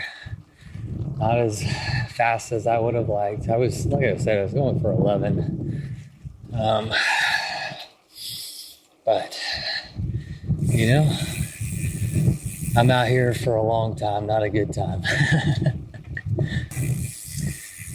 So I'm here to suffer. So why rush through it at a blistering 11 miles an hour when I can sit back and enjoy it at 10.3? I'm trying to think if there's anything else. Wildlife isn't amazing.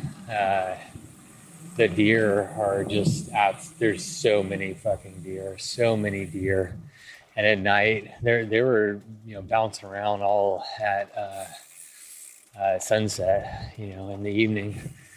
But now in the nighttime, sure, most people know that animals in general are more active at night, most of them, and deer, I know especially, are very nocturnal, and it's obviously not as hot and all this stuff, so there are a lot of deer out. And Ariel and I have both almost been hit. I've almost been hit twice. I think he's only almost been hit once, but we're both dodging deer out here. I had one legitimately run a circle around me. So a lot of deer, which has been pretty exciting. I love seeing the wildlife. And like I said, I think I mentioned earlier that deer is one of my favorites, so it's pretty fun. And it'll be something for everybody to look forward to, all the deer. I don't think they're going to go away anytime soon. All right. Well, I should have recorded when I was like really lightheaded and stuff, but I was talking to Natalie. We were already on a conversation.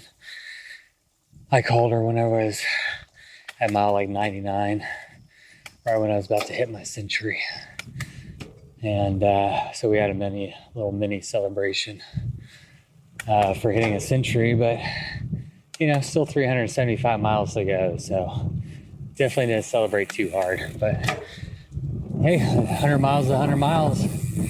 I'm always going to celebrate centuries. That's still cool, I am, Today's been a lot harder than I anticipated or that I hoped. And I still really, yeah, especially like with how I'm feeling now, it's just been a lot harder than I expected. And I really think it's just the heat, and especially based on how I'm feeling now that the sun's gone down. I mean, I guess it went down, probably 3.5, 4 hours ago. So, yeah, it's just a big difference mentally and physically.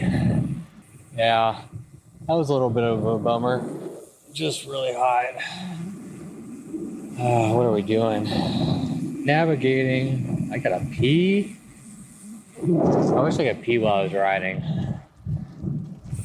Maybe no, I'm not gonna try it. I feel like I'm too tired and I'm not really not like super tired, but I'm definitely not, probably not as coordinated as I need to be trying that for the first time. Well, not the first time, but I don't know how to do it. I've tried it before unsuccessfully, but this isn't the time to practice. And there is the sign for Comfort. Comfort is just a mere 6 miles away. How does that jive with my calculations? That puts us there at 133.6. I thought we'd be there by 132, so that extra mile is going to be pretty rough, I bet, but I'll manage.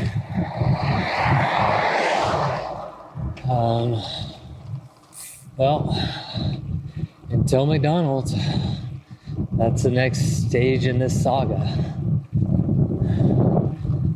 Yeah.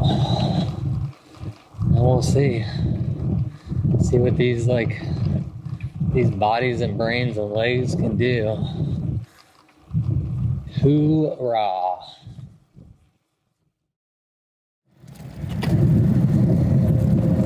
Is this love that I'm feeling? You're about to lose a goat? Oh, it's telling me I'm going the wrong fucking route. I was wondering why I didn't have us go on the interstate, but now I know why. It's way up there. Oh, that's rank.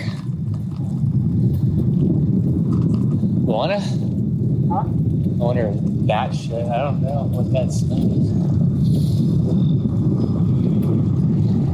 1.6 miles away from Mickey D's. It's coming at such a good time in my life right now. Pretty excited. What we got here? Tiny house with all the lights. Nope. Something hurt me. All the lights in the house was on. Oh, yeah, we gotta bike up and then go back. I know. I was like, no, I don't see it anymore. Yeah. We gotta ride into town. I think it's gonna add 2 miles onto our ride. A mile there and a mile back. Oh, yeah. We'll go up and take this first right now. We got a little shortcut.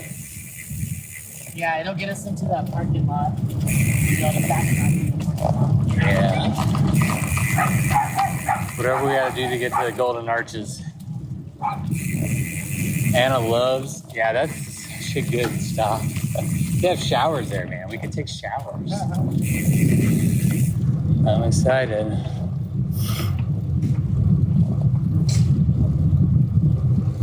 Yeah, we can take this right. Hillview? Or no, before that, I see. Never mind. Take this one. Yeah. I love riding through off the main street of these small towns.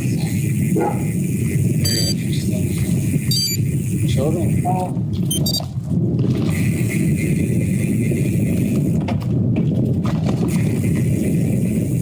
So left here. Really?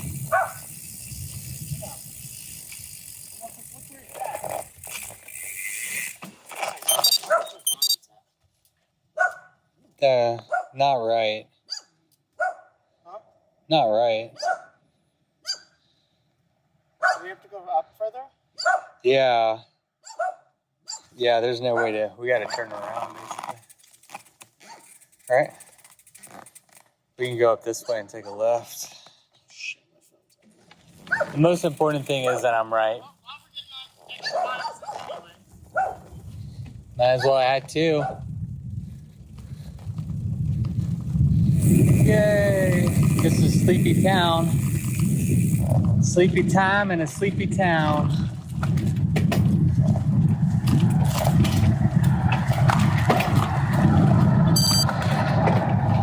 Come on, baby, light my fire. Oh, shit. I thought that person was turning around for a second. I'm like, oh, good. Uh-oh, hi.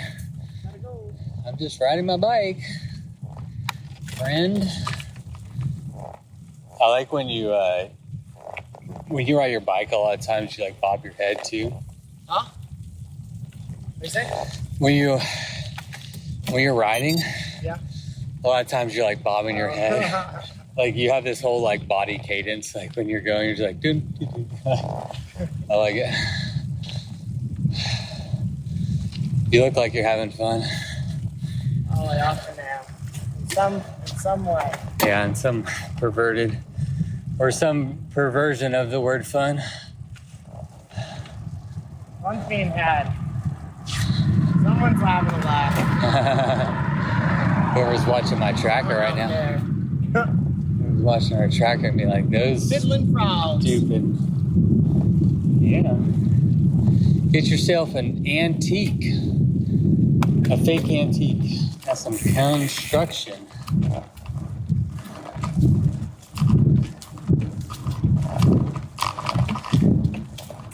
All right, Ariel. I'll be in the executive end. Whoa! Oh! I'll be in the executive end. You take my tracker, and then you just come pick me up once you finish. Yeah. That's cool. Thanks, buddy.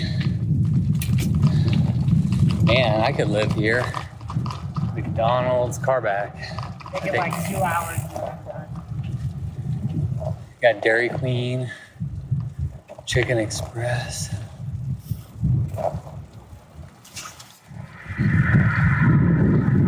How excited are you? Pretty excited.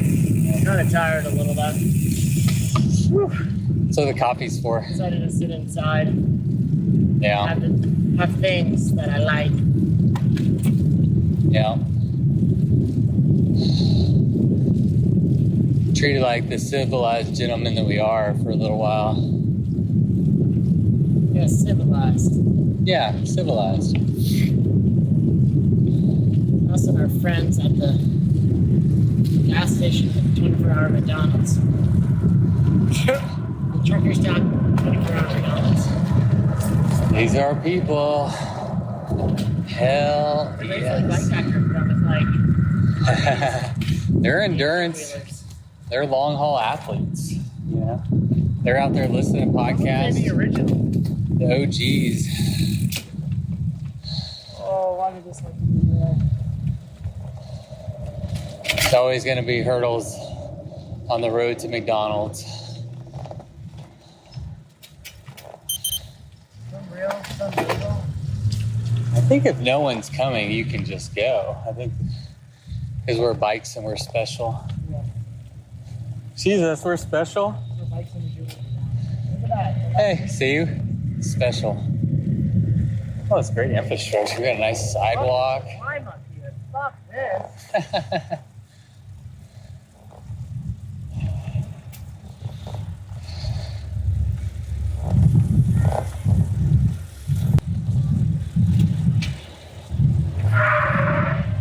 Drunk.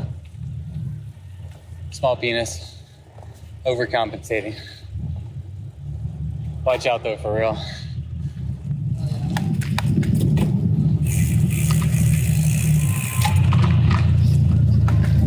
Fucking dingleberry. Yay!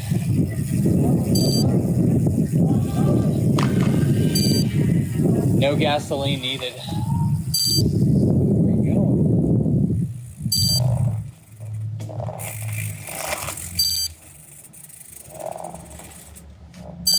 You doing a victory lap? No, I was seeing if there's somewhere better to park the bikes.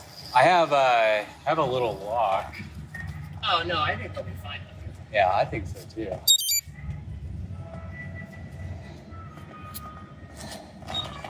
I'm not worried about someone stealing my bike right now. They can have it. Yeah, fucking honestly. I'd be like, oh no, they Alright, took my bike. Oh, my salvation. That's how you get people to bed now. Hey, Phil. I like it. I like it. The P dance. Fuck.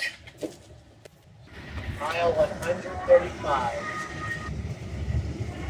Oh, I was getting the gold marches. Nice. Oh, fuck. My God. The real MVP. Dining room. What's this one? I don't know. It's all scratched out. Where we gotta go? Yeah, maybe. Or it's fucking close. We gotta drive through. Yeah, they might make us drive through, and then they might not serve us. Apparently, they have like insurance reasons for McDonald's. They're not supposed to serve you on your bike, apparently. What's this?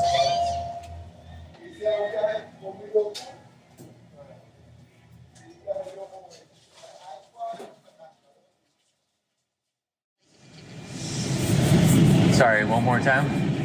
One quarter pounders, one spicy my chicken, and one large fries. I'll get 2 quarter pounders.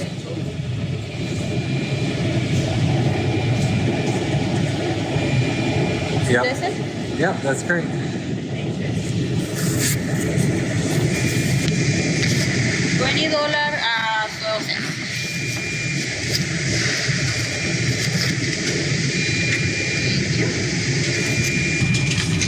I'm waiting for you.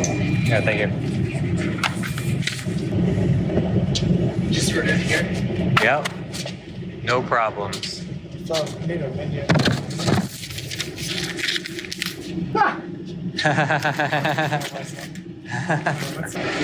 What's up, dude? Can I get a double cheeseburger? The combo, like a lettuce wrap or something. And a boat, like no bread.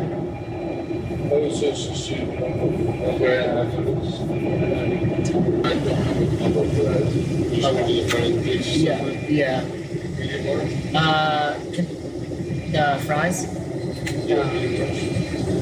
Medium. Sorry, I'm a little out of it. And the drink is the milkshake machine still on? Okay. What flavors do you have? I'm sorry. Chocolate, strawberry, and French, Canadian French roll. yeah, it's just regular sauce. Oh, okay. Let me, in that case, let me actually get strawberry. My bad. Oh, you're good though. Lunch. That'll be it. Alrighty, guys. Go ahead and bring it over to you guys. Next one. Thank you.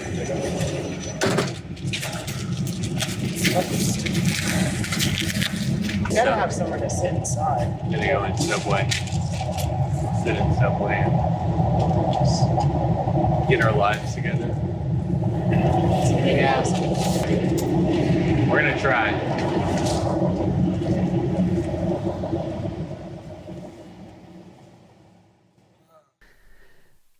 We left the McDonald's in comfort at mile 140 on the route, feeling energized, at least to some degree, after our bellies were filled and we were able to drink everything till our bodies and our hearts were content.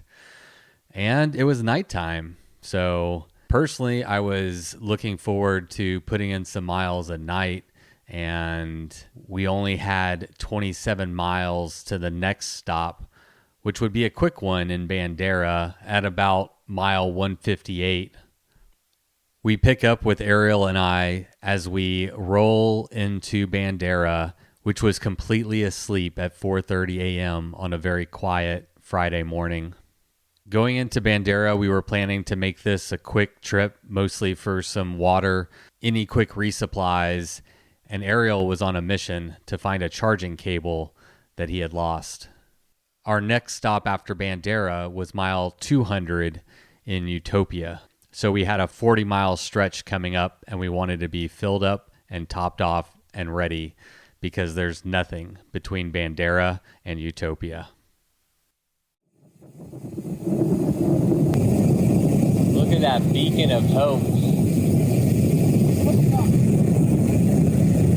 Yeah. I bet I could hang up my hammock in there. Well, it's cool though. If there's a Bank of America, I can get us in. Oh. There might be one here. That doesn't look open. But I don't think it's our only option. I think we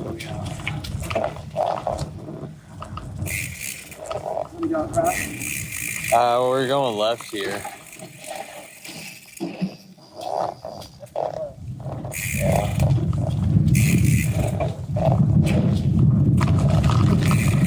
I don't know if anything's open. Just assume that it would. Huh? Where? Uniform. Oh, I see him.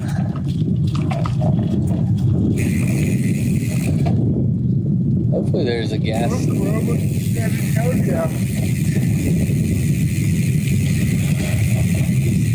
the long way. Right. Oh, there's a Best Western here. Oh, shit.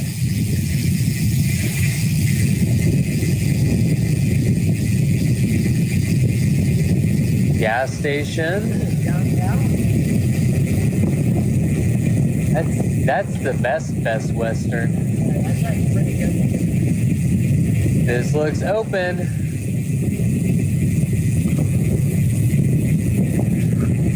Sometimes everything goes our way. Oh, there's a car here.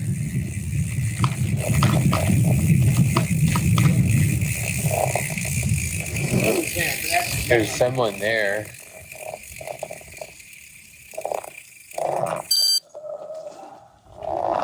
I was wondering what they had the hours. What time is it?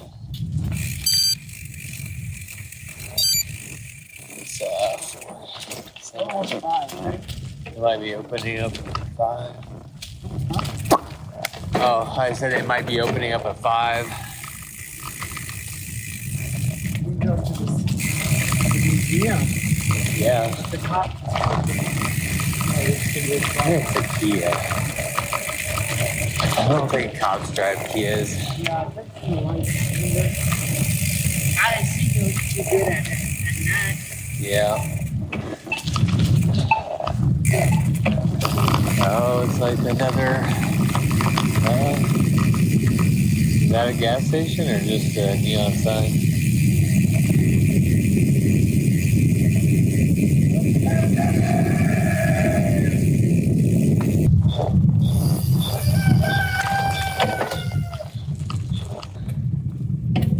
Whoa.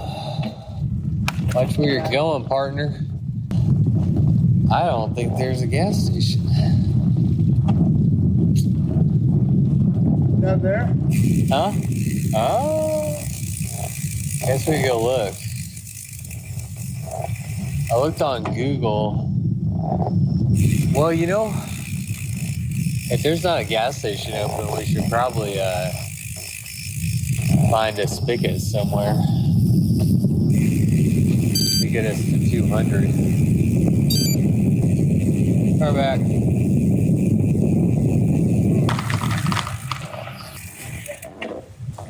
Yeah, dude, I would go for a tattoo right now.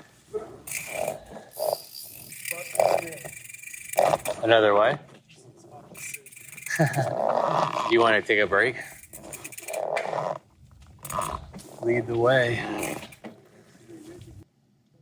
What are you feeling like? What are you thinking? You want to take like a little nap or what? Yeah, I didn't know you were being serious when you said that's a good place to sit. Oh no, it's being serious. Yeah, I mean we can go wherever you want, man. I'm down to take a break for sure. It's funny. This is a historic jail. It looks like it. Yeah, there's a historical marker over there.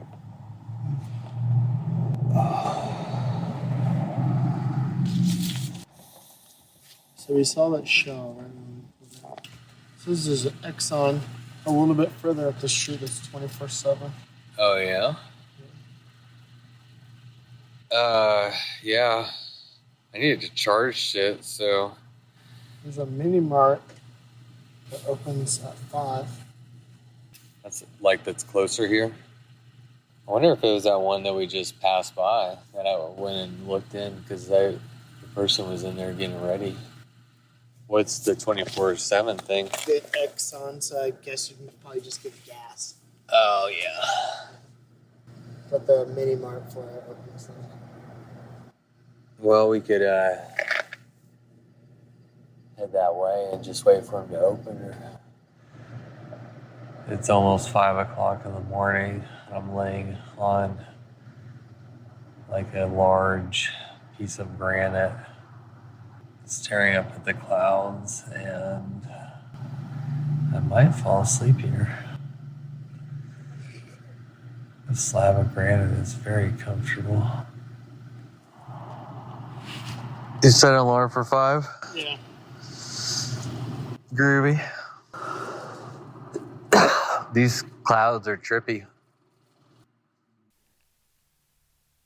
After we woke up from our quick nap and made our way to a gas station for resupply, somewhere along the way, we made the collective decision to get a hotel.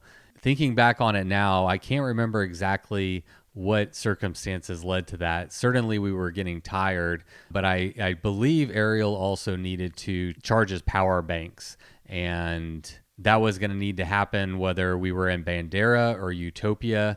And I think we were both tired, and there was a Best Western across the street that looked really good.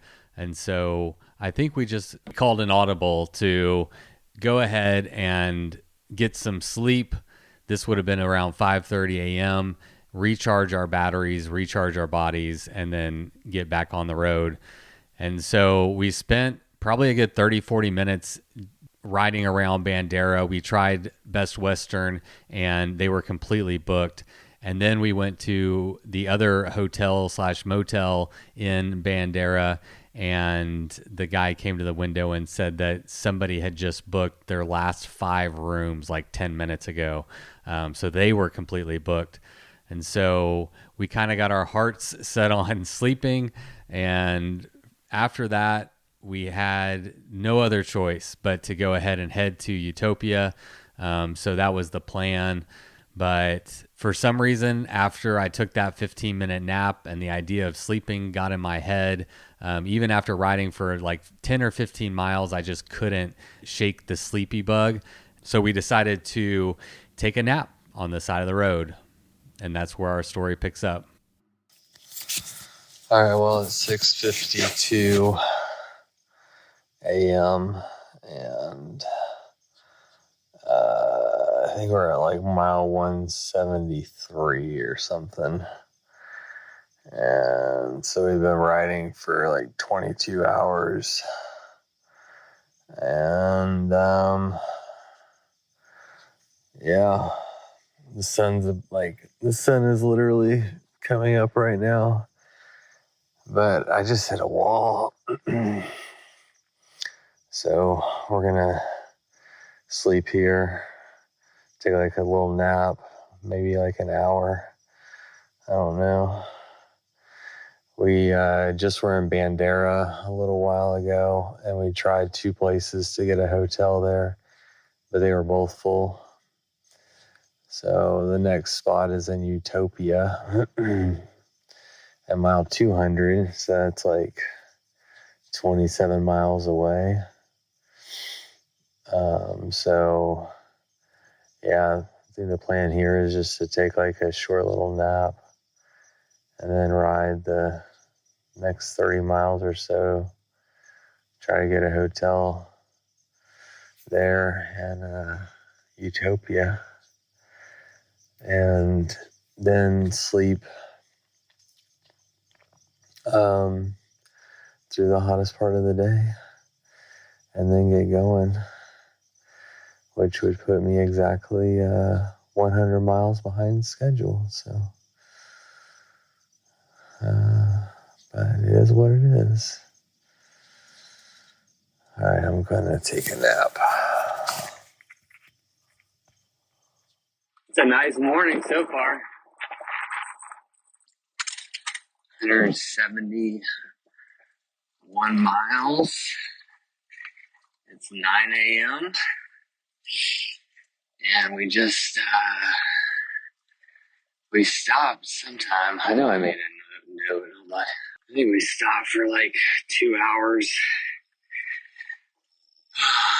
and slept in the dirt. It was great. A true dirt nap. So we're just back in the saddle and headed into Utopia next at mile 200. So looks like we have about 29 miles to get there, and so that'll get us there about noon. And yeah, we'll have a decision to make about if we're gonna get a proper rest there and sleep through the hottest part of the day. Like it's 9 a.m. and the sun is already beating down.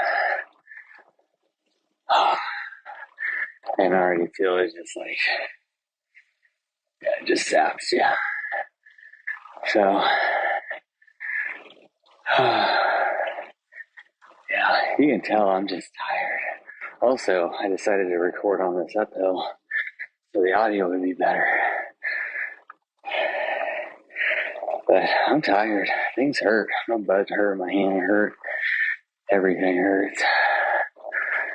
But, you know, just getting going. So it can take a little while to warm the engine up sometimes. And it might be slower to warm up, considering I got 6 hours of sleep the night before on Wednesday night, and then just got 2 hours, kinda, you know, dirt nap.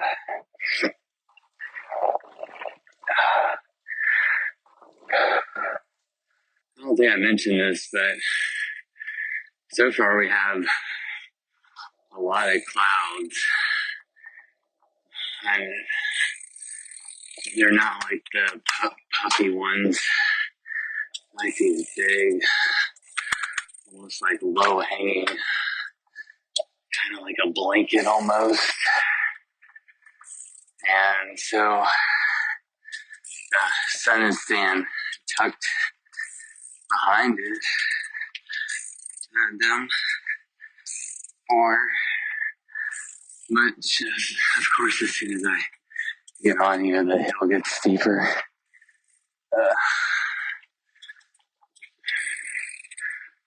I just caught my breath, but yeah, so the sun is poking out every once in a while. It's warm, but thankfully it's mostly behind this cloud coverage, and that's quite nice. I don't know how long, I don't know how long we're going to have these clouds. They could burn off pretty soon, but they're nice while we got them.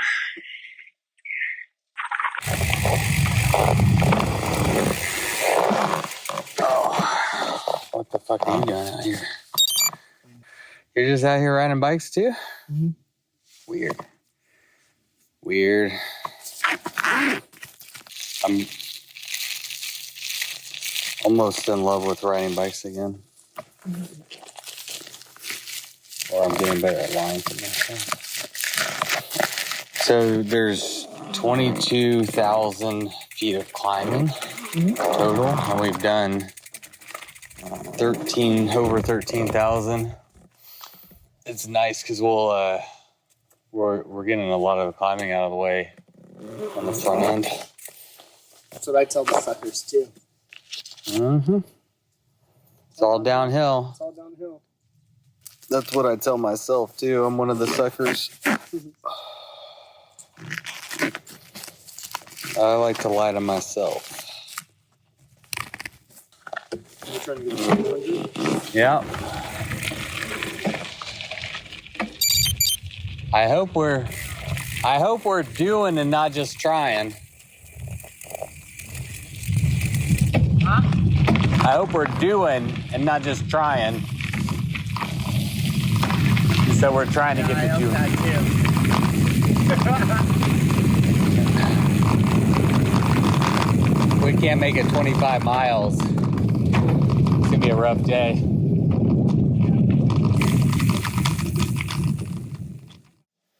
We didn't know it at the time, but these 27 miles into Utopia would be the last of our ride.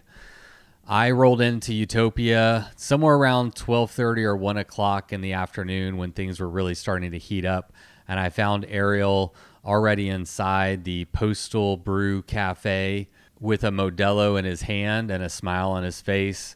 And I arrived completely worn out, beaten down, famished, dehydrated, all of the things. And I was so happy to be there. We started at this little coffee shop, and then there's only one other place to eat, I believe, in Utopia, which is the Utopia Cafe right across the street. So we decided to go over there, get ourselves a proper meal, and while we're there, recharge some devices and make a plan. It didn't take long for us to realize that our plan was going to be to find a place to sleep and recharge our batteries and our bodies once and for all. There's one inn in Utopia. It's a very small town.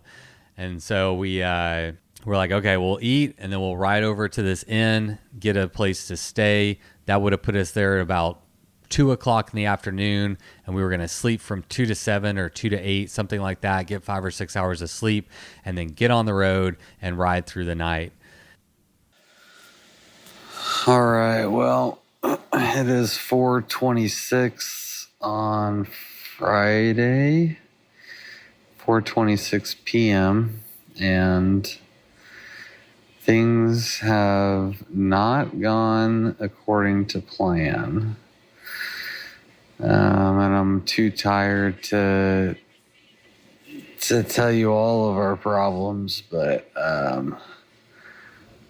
we tried to get a few different hotels over the last 40 miles to get some sleep and also like recharge all of our stuff, just all that jazz. And the plan was to do it during the heat of today and then get riding again at night to beat the heat. But we weren't able to find anywhere to stay. And so it took us 2.5 or 3 hours in this little town, Utopia, Texas. And eventually we found an overpriced Airbnb with no hot water. But it is hot inside here. The AC, they haven't had it on, so it's pretty warm, but there's a bed, and I like beds. And so I don't know what the plan is from here. I think the only plan right now is just to sleep and then figure it out. And I guess I fell asleep because the audio ends there, and I fell asleep, and I fell asleep hard. I didn't set an alarm. I forgot to set an alarm. I forgot to end that audio that I was talking into. I think I just fell asleep, and I fell asleep and did not wake up for 14 hours. When I did wake up, my phone was dead, and I charged it real quick, and I had a bunch of messages from Natalie, who was my emergency contact. And another thing that I failed to do was update her on our plans. And again, sorry.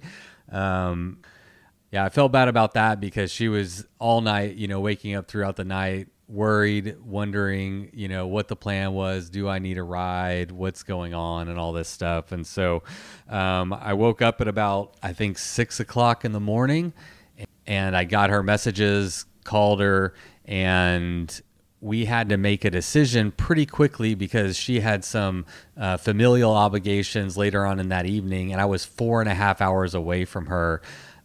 So we didn't have a lot of time to make a decision that morning, and I was like all groggy, and we had exhausted all of our other potential resources of people that could potentially come and get us. And so Natalie was our only hope. And so like in the fog of that morning with needing to make a quick decision, and also we reference it, but Ariel and I had a Bikes or Death meeting on Sunday that we had to get to. And so we had all these things that just were adding up. So we made the decision ultimately to have Natalie come and get us, and we pick up our story with Ariel and I sitting in the Airbnb that morning, sipping on coffee and just reflecting on the trip, our decision, and all of that. Bill Gilbert being like, you could do it. Like, shut up, God. Actually, that was like the only time I felt pressure. I was like, fuck, I should do this shit. And I was like, when did he text you?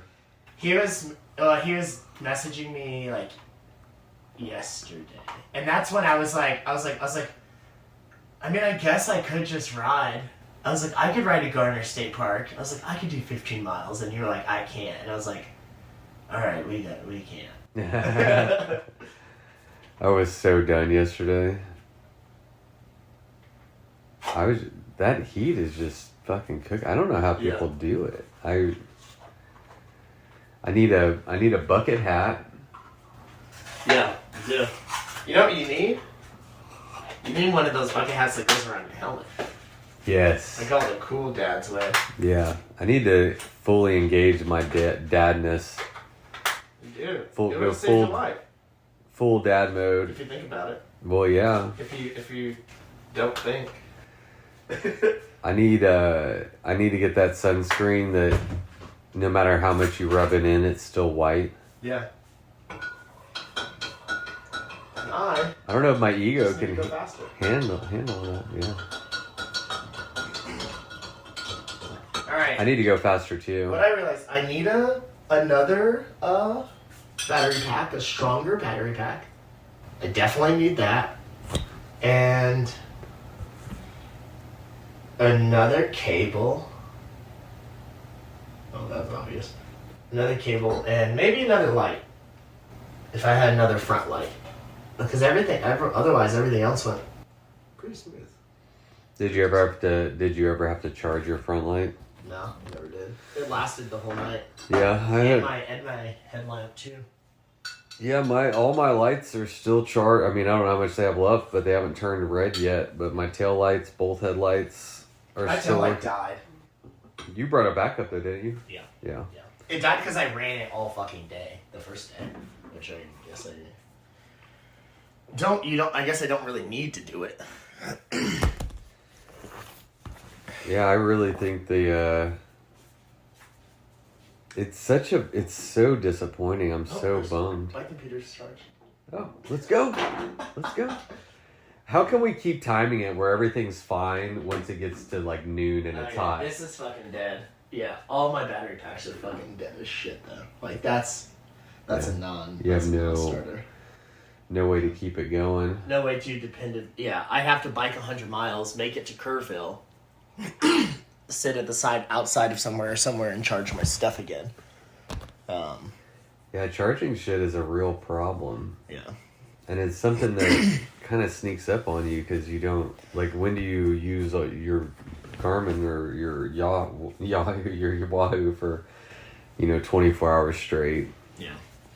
That's like, I've heard some people, that's why people just use their phone. Because they'll do, they get the pop socket, and they just use their phone and run the route on that, because then they only have to charge their phone. I mean, that's what I've done this whole time until that guy gave me that Wahoo. So I've only had that Wahoo for like 6 months. Yeah. I guess the only other problem is, but I always have if you don't have phone service, because the Wahoo. No, because you download the Ride with GPS That's for right. offline use. Yeah, that's right. I forgot about that. And then also you should, you can. Well, you did this. You downloaded the Google offline, Google Maps offline. No, I downloaded the Wahoo Maps. Oh, that's what you did. Yeah, so you can download computer. Google Maps offline too. So you can do like Texas or Central Texas, and then it'll work without GPS or cell phone service or whatever. So I always have like redundancies for that kind of stuff. But if you don't have a way to, like, it'll eventually all die. I mean, you have so much stuff you have to charge: front light, headlight, rear light, phone, Wahoo, like. We could have more water, too. Yeah, you definitely needed more water. I did pretty good on water. I didn't have like a extra surplus, but I had. Yeah. Just a quick editorial note here. I am clearly tired and completely lying to myself in this segment of the podcast. I definitely did not bring enough water. I have no idea what I'm talking about here, but I guess that just speaks to my mental fatigue at the time, because I thought I had all the water in the world. That was a lie. I had almost 4 liters. And you had what, 3 or less than 3? No, because the bag is 2.5. And then that and my bottles. So 16 ounces plus 10 ounces. Oh, so you had 3.5. Yeah. Yeah. So we had about the same amount of water. You were just pouring through it. Well, yeah. I just started drinking. Yeah. At certain points, I was like, I fucking gotta drink water. But like I said, I ran out of water the last 15 miles yesterday. Yeah. So the first day I ran out of water with 15 miles to go. Was that scary? No, it wasn't scary. I was nervous, but I was like, I know I can make it. Like, I'll be fine. Because the sun was already setting at that point. Like, because that was around... Yeah, it started to cool down. Because we had to get into the place by 9, so around probably like 6 or something. No, if you're 15 miles out, that would have been like 7:30. Yeah. Or 7. I don't know what time it is. Because you're not that slow. Yeah. I was still going like 11. Yeah, so that's an hour and a half to go 15 miles-ish. But it was that, and then, no, it wasn't 15 out.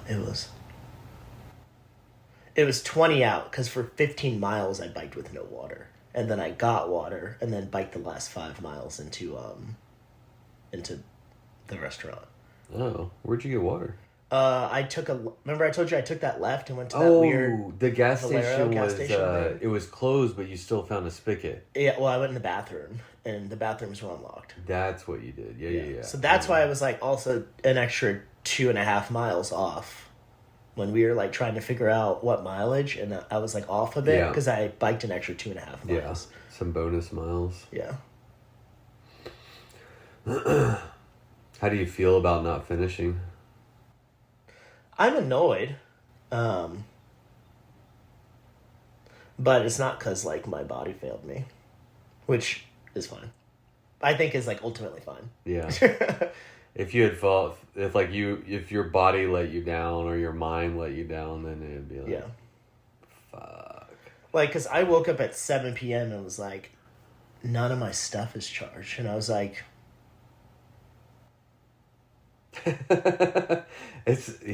Like I could have gotten up and gotten to go and like started doing it, but it was just one of those things where I woke up and was like, nothing's charged, and Patrick hasn't shaken me awake yet. So. Dude, Patrick hasn't shaken himself awake. And then I woke up at midnight and was like, and then it was the same thing. I was like, well, I'd have to fucking wake Patrick up, charge one thing, my bike computer. Everything else is still dead. Like, and that was, like, what I thought about when I woke up each time. It's like, everything but my phone is dead. Yeah, even your power banks. Yeah. Like, you'd have to charge your power banks, both power banks, and your computer. So you'd have all your juices. Yeah. I can't believe you were waking up. I can't also believe that I slept for 14 hours straight without budging. But I guess that speaks to how beat down I was. I was like, when I was like, dude, I can't ride 15 more miles. I mean, I could, yes, I could have. It would have taken me 4 hours or 3, it would have taken me a while. I could have done it. I wouldn't have died. The hot part of the day. Yeah. It was like the hottest part is when we would have had to do it. And that's why I was like, it seems like we're going to die out here. Yeah. I had to have been close to like heat exhaustion, heat stroke, something. I was falling asleep pretty everywhere. I was like, yeah. This one, I think this is the most frustrating DNF I've ever experienced. Because it just seems so stupid. Like we're not leaving for a good reason, which really bothers me. I mean, I'm fine with it because it is what it is. Like, I'm not going to, like, cry about it. But, like, you never want to call someone unless your foot's broken or... Yeah. You got hit by a car or, something pretty... But it's like, well, they were booked out of the hotels and we couldn't charge our devices and we're just stuck here because... Yeah. Oh, and it's hot. And it's hot as shit. Yeah. Well, I mean, I think to normal people, those are all reasonable reasons. Maybe to people like us, it's like, yeah. But that because at certain parts of the ride, I've been out there alone by myself, and I was like, oh yeah, I'm afraid of this, and I was like, it's not that bad, I guess. What do you mean you're afraid of this? Just like being out in the middle of fucking nowhere where no one knows where I'm at. Like, and I know I'm like 5 miles ahead of you or something. But it was like that stuff, and then and I was like, this is fine. I totally do this. I do this all the time. Yeah. I do this all the time. And then, but I think to like normal people, it's like what we do is like very scary for good reason. Yeah. For a good fucking reason. But like, so like, I know what you say, it's frustrating because like for people who do this, like we ride our bikes and we're not dead. So we should still be biking, right? But death is literally looming. It's there. It's literally there. It's like, yeah, we could fucking do it. Like, fuck it. I could get 100 miles. I could get 100 miles on my computer. My phone could die. I wouldn't need it until we got to Kerrville. Mm-hmm. If you could route there. And, well, I would just run my bike computer. Like, the bike computer's fully charged. Yeah. It'll run 100 miles. Yeah. That's not even a full day.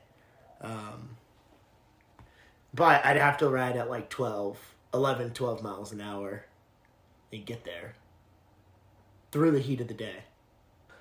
Yeah, this shit's definitely... It's just a lot. This shit's hard. I think... Yeah, my prism is probably extra skewed because for a living, I talk to people who do this stuff all the time. And it does make me feel somewhat less than, It's like, I feel like I talk to all these people and they're just like, they can just knock this shit out and they make it act like it's like not a big deal. Like they say it's hard. Yeah. But I don't know. Maybe people just aren't good at explaining how hard things actually are. Unless you're in that moment. Because like, it's like that type 2 fun. Like when you're in it, you're like, oh, this is so hard. But even like right now, sitting on the couch, I'm like, I know yesterday I was at a low, but right now I'm thinking like, I don't know, maybe I'm fine. Maybe I could do it. Yeah. Yeah, like I'm already forgetting how hard it was and it's only 12 hours later. Yeah. I'm already forgetting how depleted I was yesterday. Like sitting at that cafe yesterday, we were both just like zombies. Like, you couldn't order fucking food. You couldn't order water. I mean, to be honest, I can never order. I'll be honest, I'm so bad at ordering. Like, I just get up there and I get nervous. And I'm just like, And I manage that by ordering the same thing all the time when I go to a place. Right. Or I'll practice it in my head. Yeah. But, like, when I was tired, I was like, yeah, I guess I'll just take a water. Well, the real problem was all you wanted was a Modelo, and they didn't have that. So, like, your plan went out the window. Yeah, my plan fucking jumped. It fucking committed suicide. Yeah, I think, okay, if I had biked through Utopia, and the plan was to, like, bike to Garner, I could have made it. It would have taken me a while, I think. Yeah. But it was also it was, like, getting to the hot part of the day. But if I could have made it there... What? Because that's 15 miles, so... Yeah, 15 miles. At noon, so... The only thing that sucks about Garner is no resupply. Yeah. There's a gas station, like, a mile or two away. But the nice thing about here is, like, you can get real food. I guess food was the other thing, too. Like, so you can stop in to eat. At Garner, all you're going to get are, like, chips and a soda or something. Yeah. The general store here was nice. Yeah. That's a good spot. I mean, this is Utopia. Is this where Utopia Fest is? I don't know. I've never heard of Utopia Fest. I've heard about it. Yeah, I don't know how this one's going to sit with me. I think this one is going to be very frustrating. And part of the frustration is like, well, fuck, now I was thinking about this yesterday when I was riding too. I'm like, if this doesn't work out, I have to come and do this again, which sucks. Yeah. I don't. Can I just start in Utopia? Maybe I'll do that. Kyle just goes 10 toes down at 8:10. 10 toes down? Yeah. Oh. Yeah, at 4:38, he was like, finish it, fuck Sunday's plans. Tell Emily we can't do the meeting. That's the next stage is we just hang out here. That's what we could do is hang out here all day, charge everything, get fueled, and then start riding this evening. And then say fuck Sunday. We'll just do our meetings on our phones while we're riding. Yeah. Emily would love that. Not only did the showdown, this route go weirdly, but we also just blow the meeting off with the race with Emily. Oh, fuck. Man, the feeling of failure is not a good one. I mean, it's all circumstantial, man. That's the bullshit. Yeah. It's not our fault. Yeah. It kind of, I mean, but like with the hotel stuff, you can't plan for that because you don't know where you're going to be. You know, you don't know what time you're going to be there, so you can't call ahead and... There's a fucking motorcycle. Reserve, yes. Like, the people here didn't even know. They didn't know. Yeah. Every single person we talked to was like, I can't believe this, but we're sold out. We're never sold out. Like, it's a Thursday night, man. Yeah. That is frustrating. That is frustrating. I guess that's the most frustrating part is like, we're not tapping because of anything we did.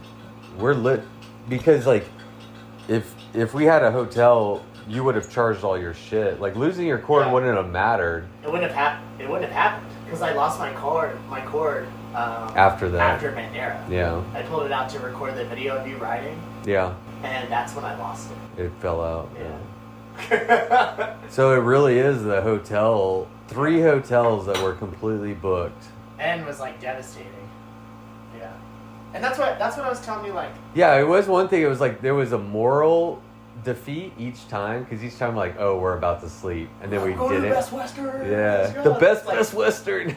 And then it was like, no, you're not going. And then it was like, oh, I'm going to this other shit box. No. Oh, we're biking and searching for somewhere to sleep on the side of the road. Cool. And then we took beautiful sunset, beautiful morning. Get into town. No hotels. I think when that place didn't have a hotel, that hurt my feelings. This last one? Yeah. It hurt my feelings. Oh. And then it was like, oh, we have to figure something out in a place with no phone service and hang out at some place, which I hate hanging out at places. Mm. Plus the natural uncomfortability that comes with being the only black person in towns. You get to be the like people were nice. Yeah. Like especially at the cafe place, like people were nice. But it's still just like it's like odd. And then I'm just like, oh, I'm just lingering. I'm like a vagrant hanging out, stealing Wi-Fi. Oh my god. Man, that sucks. It just sucks all the things that occupy your mind that don't occupy mine. You know what I'm saying? Like, I guess it's like a sense of entitlement that I don't even realize, you know? Or comfort, it's like I feel fine here. It's the privilege that people don't. It's like I feel fine. It's just like you feel fine, you feel comfortable. People will naturally talk to you. I don't know, like the fear of sleeping in public. You mean like, what do you mean? Like just out on the side of the road or something? Well, on the side of the road, or like if I sleep in a post office and then like someone wakes me up. Like, oh God. And I'm in a small town. Yeah. With no phone service. Like that's like my parents' worst nightmare. It's not my worst nightmare because at times I live obliviously. But it's like something, a present fear that occurs. Yeah. So it's like, that's why I was like anxious at times. I was like, how do you... Yeah. You just always have to be on alert, really. It's constantly. Like... Until like someone is nice to me. And then, and they're like, oh, okay, you're cool. Oh, I can relax. Okay, you're cool. Yeah. But it means I have to hang out in the Christian cafe. But they have Modelo.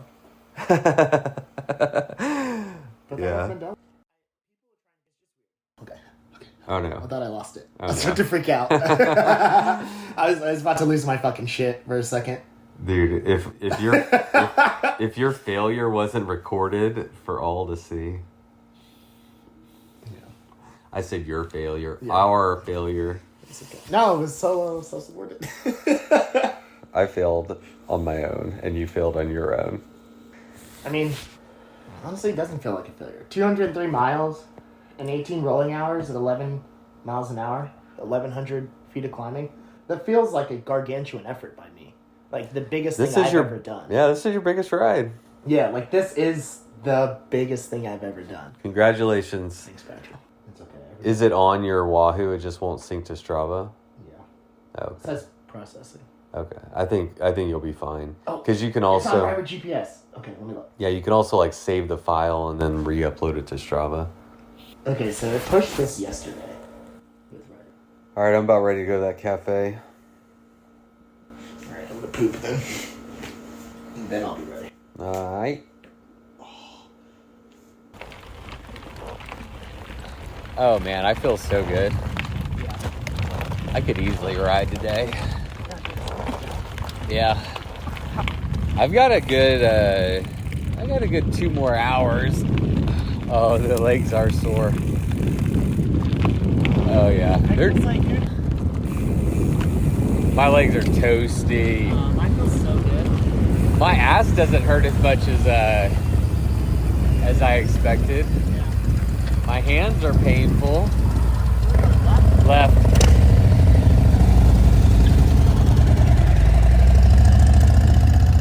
Yeah. Car back. I forgot about my hands too. I definitely have fucking bad hot spots. Yeah. Like, yeah, they're real. Fingerless gloves. Dude, I had those I ones. had fingered ones and I kept fucking overheating. Yeah, dude, I just bought those ones I was wearing for this ride, and I don't like them. I don't know how much they help, and they really hurt this webbing in your finger because they're always like sliding up. Pretty painful. Wonder if the coffee shop is open. That's what I was thinking. They had nice coffee, eh? I would maybe we'll start here and then go to the next one.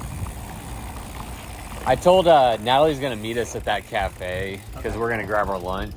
So she's gonna be here at like 11:04. She said. Okay. So she's gonna be here in like 2 hours. She's making good time. Well, let's just make sure we're ready. Yeah, we got to be 1,000% ready. We gotta be on because we're fucked if not. No, we're gonna be ready. We're gonna throw our shit in her car so fast, and we're gonna be out of here. Mm-hmm. She got a double rack? What's the rack situation? She got a double rack. Kuat. Good. We just pop it on and get it on. Okay. You get a Modelo with Hey, good morning. How are y'all today? Well rested. Good. That beer make you like go night nights real quick? Yeah. It took us a little bit of time to find somewhere to stay. Did y'all stay here in town? Yeah, Airbnb. Airbnb. Oh, good. Right down the road. Yeah, the hotels are full, so. So we got some breakfast It's better for everybody. sandwiches. Yeah. It's ham, egg, and cheese on an everything brioche bun with hot honey. And then we have quiche. Oh, quiche. man. 1 second. Oh, you're fine. I'll take one of those. I might take two, but I'll start with one. You want hot honey? Yeah, that sounds amazing. Yeah, it sounds amazing. Do you want me to go in and pay now or pay when I'm... pay when y'all are done. I might order another one. I don't know. We'll Yeah. see. Yeah. So I'm putting back on some calories. What would you like to Try the Los Angeles. With the coupon code Ariel, gets 20% at Postal Brew in Utopia. Get 20% off your Modelo's. No, the Modelo. Oh, the Ariel special would be a coffee, a Modelo, and a Keef. Or what is that thing? What is that thing called? A Keef? Quiche. Quiche. Yeah, Keef is something Breakfast else. Modelo. Yeah, I was like, I don't know if we can give that to people. Breakfast Modelo, latte, and then it's quiche. Yeah. If y'all need something, just holler. We'll Holler. break down some boxes. Holler. I'll take. I'll take another Sammy. Do you like the honey on it? Oh, it's amazing, and I'll do this one to go. Okay. Yeah. Yeah, I'm a slut for breakfast food. I And used to be, but I just like don't eat in the morning anymore. I like don't. It's just my life is sad now. I don't usually eat until about 12 or 2. Between 12 and 2 is when I usually eat the first time. But whenever I just burnt 15,000 calories. Do you know how many calories you burnt? Were you running a heart rate monitor? Yeah, I can tell you. A lot. I'll tell you A lot. How many did you do? I think it was right under 14,000. Which doesn't seem like that much. No, I only did 93. Yeah, you weren't working that hard. What was your average heart rate? Bro, I was in zone 2 most of the entire I would way. try to be in zone 2. What was your heart rate, do you know? I'm looking at that now. Dude, I love my heart rate. Okay, so my average heart rate was 112. Oh, wow. Yeah, you were down there. I spent half of it in zone, half of So will all your of it. sandwich be good in this, or do you want it in a box? No, that's even better, yeah. Yeah. I was at 122 average. What was your high? 159. Yeah, mine was 165. Yeah. So, But I do a lot of zone 3 rides. So that's like something I've been trying to do is do a lot more zone 3 riding to get like you just have you have a low heart rate. Yeah. Yeah. Years of being an elite athlete. Elite athlete. Do you know what your resting heart rate Elite. is? You were like amateur elite athlete. I mean, I had the thing was like that held me back was my physical body. It was my knees. It was like my knees held me back. Otherwise, like I was actually a very, very good athlete. Yeah. I just couldn't run after a certain point anymore. Oh, thank you. You are welcome. I can tell you my The resting heart crazy rate thing because is like Apple Health. the first 200 miles averages downhill. Like we were, which is nuts. Because I definitely thought we were averaging uphill that whole time. But wait, something doesn't make sense. Wait, that's your heart rate. That's not the. That's heart rate. Yeah. Okay. Yeah, okay, this makes yeah, because elevation gain was 15,689 and elevation loss was around 10,000. So we definitely climbed 5,000 or so more. Yeah. Okay, we were going up. I thought so. Yeah, so we ascended 15,700 feet and we descended 10,800. So we My resting ascended is like 55 to 4,900. 64 over the past 6 months. Okay. Yeah, mine's Say in that over the same week, zone. What is? 53 to 68. Do you know your max heart rate, or what you think it is? It was 196 in the past week. Yeah. So my max heart rate is It was Thursday. It was Thursday. Oh, between. Jesus, it's like right between. It says 7 to 8, and then 8 to 9. So something around 8 a.m. spiked my heart rate. Sex. Morning sex. We had just woken up. back in and after? Oh, we just started riding again. Oh, this was when we were together? Yeah, we rested, and then I started riding, because it was yesterday at 8 a.m. Y'all doing okay? Oh, wow. Yeah. Okay. Holler if you need us. We're out back breaking out boxes. All right, Okay. thank you. Yeah, it was like 8 a.m. yesterday, so right when we started back up, my heart rate Interesting. jumped. Your body's like, fuck this. Yeah. Yeah. And you're like, no, body, fuck you. I slept for 30 minutes, Yeah. and then I was like, we're going on it. We're still going. We're not done. Dude, rolling time, 18 hours, Patrick. Yeah. Easy money. I wonder what my rolling time That's was. what I told Megan. She was like, how are you feeling? Like, are you beat up? And I was like, I was like, I'm annoyed that I didn't finish it, but also, like, this is the biggest thing I've ever done in my life. That's the funny thing between me and you is my ride time was 20 hours and 15 minutes. I never be like that, because I spent a lot of time, like, Yeah, waiting over the on course me. waiting on you. Yeah. Which was totally fine. But. Yeah, I mean, I told you before we started, my worry was that I knew you would be faster than me and, like, how much that would piss you off or whatever. I was not pissed. Well, yeah, good. But before this ride, I didn't know. Like, because some people are like, oh, I just want to do my thing and whatever. So, but I'm like, if you want to wait for me, cool. Yeah. But you're going to have to wait. I just didn't know how it would go. And, like, once we got to 250 and 300 miles, it, like, with this old turtle still be creeping and the speed machine would break down.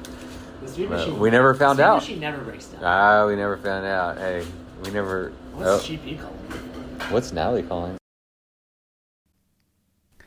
Well, that was the call. Natalie was there to pick us up, and so we loaded our bikes, started the 4.5 hour drive of shame back to our cars. But, you know, I don't believe in failures. I believe that experiences are teachers, and that even when things don't go our way, and maybe even especially when things don't go our way, there is the greatest opportunity to learn.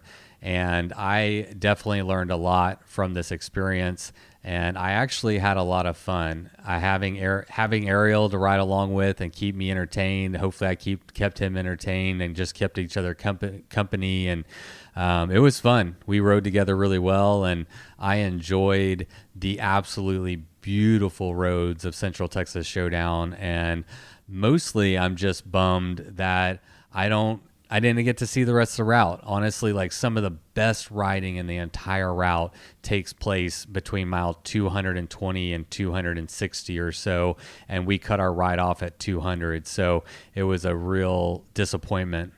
So that really is, like, I think the biggest disappointment for me.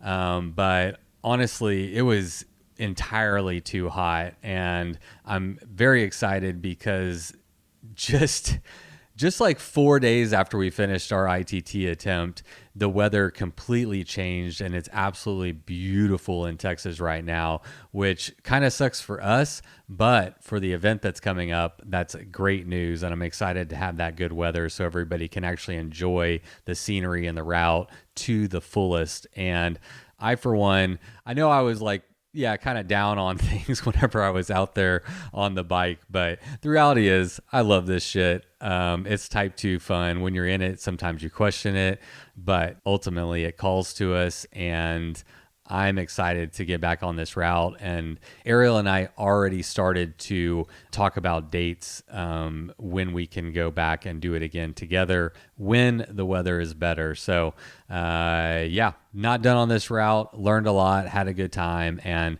thank you so much for joining us for the ride. I hope you enjoyed it too. By the way, if you want to ride these routes, you don't have to do it at one of our events. Of course, we love to have you during the events. Our Texas Showdown series are a lot of fun. But if you ever want to take on any of my routes, they're available for free. You can find them at texasshowdownseries.com. So, hey, get out there. Let me know how it goes.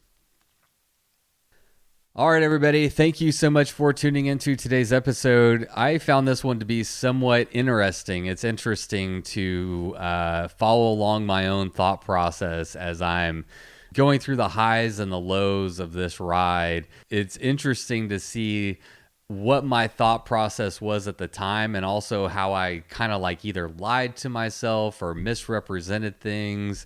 The brain is a funny thing, and I find that like through recording this and listening back to it and editing it, I'm kind of getting a better peek into what those highs and lows are like, and what the mental journey that you go on is like. And hopefully y'all liked it too. And honestly, I would love some feedback on today's episode, and specifically this type of episode. I'm really curious if y'all like this format of episodes where I take you along for rides. Maybe it's just me. Maybe I have a riding partner that I'm also recording. I can tell you that I'm enjoying these, and it's something I want to continue to do, but most importantly, I want to continue to get better at them. I have tried a variety of different microphones trying to capture the best audio, and anytime you're in this kind of environment where you got bike noise, traffic noise, wind noise, road noise, it's gonna be very difficult to capture just high quality audio, clean audio. But actually, as I was sitting here recording, I saw FedEx just dropped off a new microphone that I just purchased. I am always on the lookout for ways to capture these experiences with the audio being the best that they can. And so, yeah, I'd love to hear your feedback, whether it's on the audio. I mean, is the audio super annoying? Is the audio tolerable? Is it fine? You don't even really care? And also, like, do you enjoy this format of podcasting? So I don't know. If you want to give me some feedback, I'd love to hear your thoughts, and that will help us make the podcast even better in the future. All right, everybody. Well, that's it for today's episode. I'm going to wrap this one up, get it out, because this is CTS week, and there is a lot to do to get ready for all you fine folks coming down here to ride your damn bikes. So we're going to wrap this one up and get it in the can. Next week's episode, I believe, is going to be another one similar to this. It's going to be the Ozark Rando that Natalie and I did. And so the format is actually going to be somewhat similar. And technically, I guess that one should have come out before this one. But since the Central Texas Showdown is this weekend, I wanted to go in and get this episode out for anyone who's going to be doing that. And we'll maybe find this information helpful. So that's what we're doing. That's what we got. And that's all for today. So thank you so much for being here. It is always a pleasure. And please don't forget, until next week, you know what to do. Go ride your damn bike. It was the middle of the night. You grabbed your knife and you held it tight. The sounds of beasts kept you awake. The sounds they made kept you afraid. In the morning, you packed your bike. Memories forgotten from the previous night. You rode faster than ever before. Was it your imagination or merely folklore? Fear turned into strength as you pushed further. Every pedal stroke stronger and firmer. Your bike feels weightless, your legs aren't tired. You think to yourself, just a few more miles. Bikes, oh death. Bikes, oh death.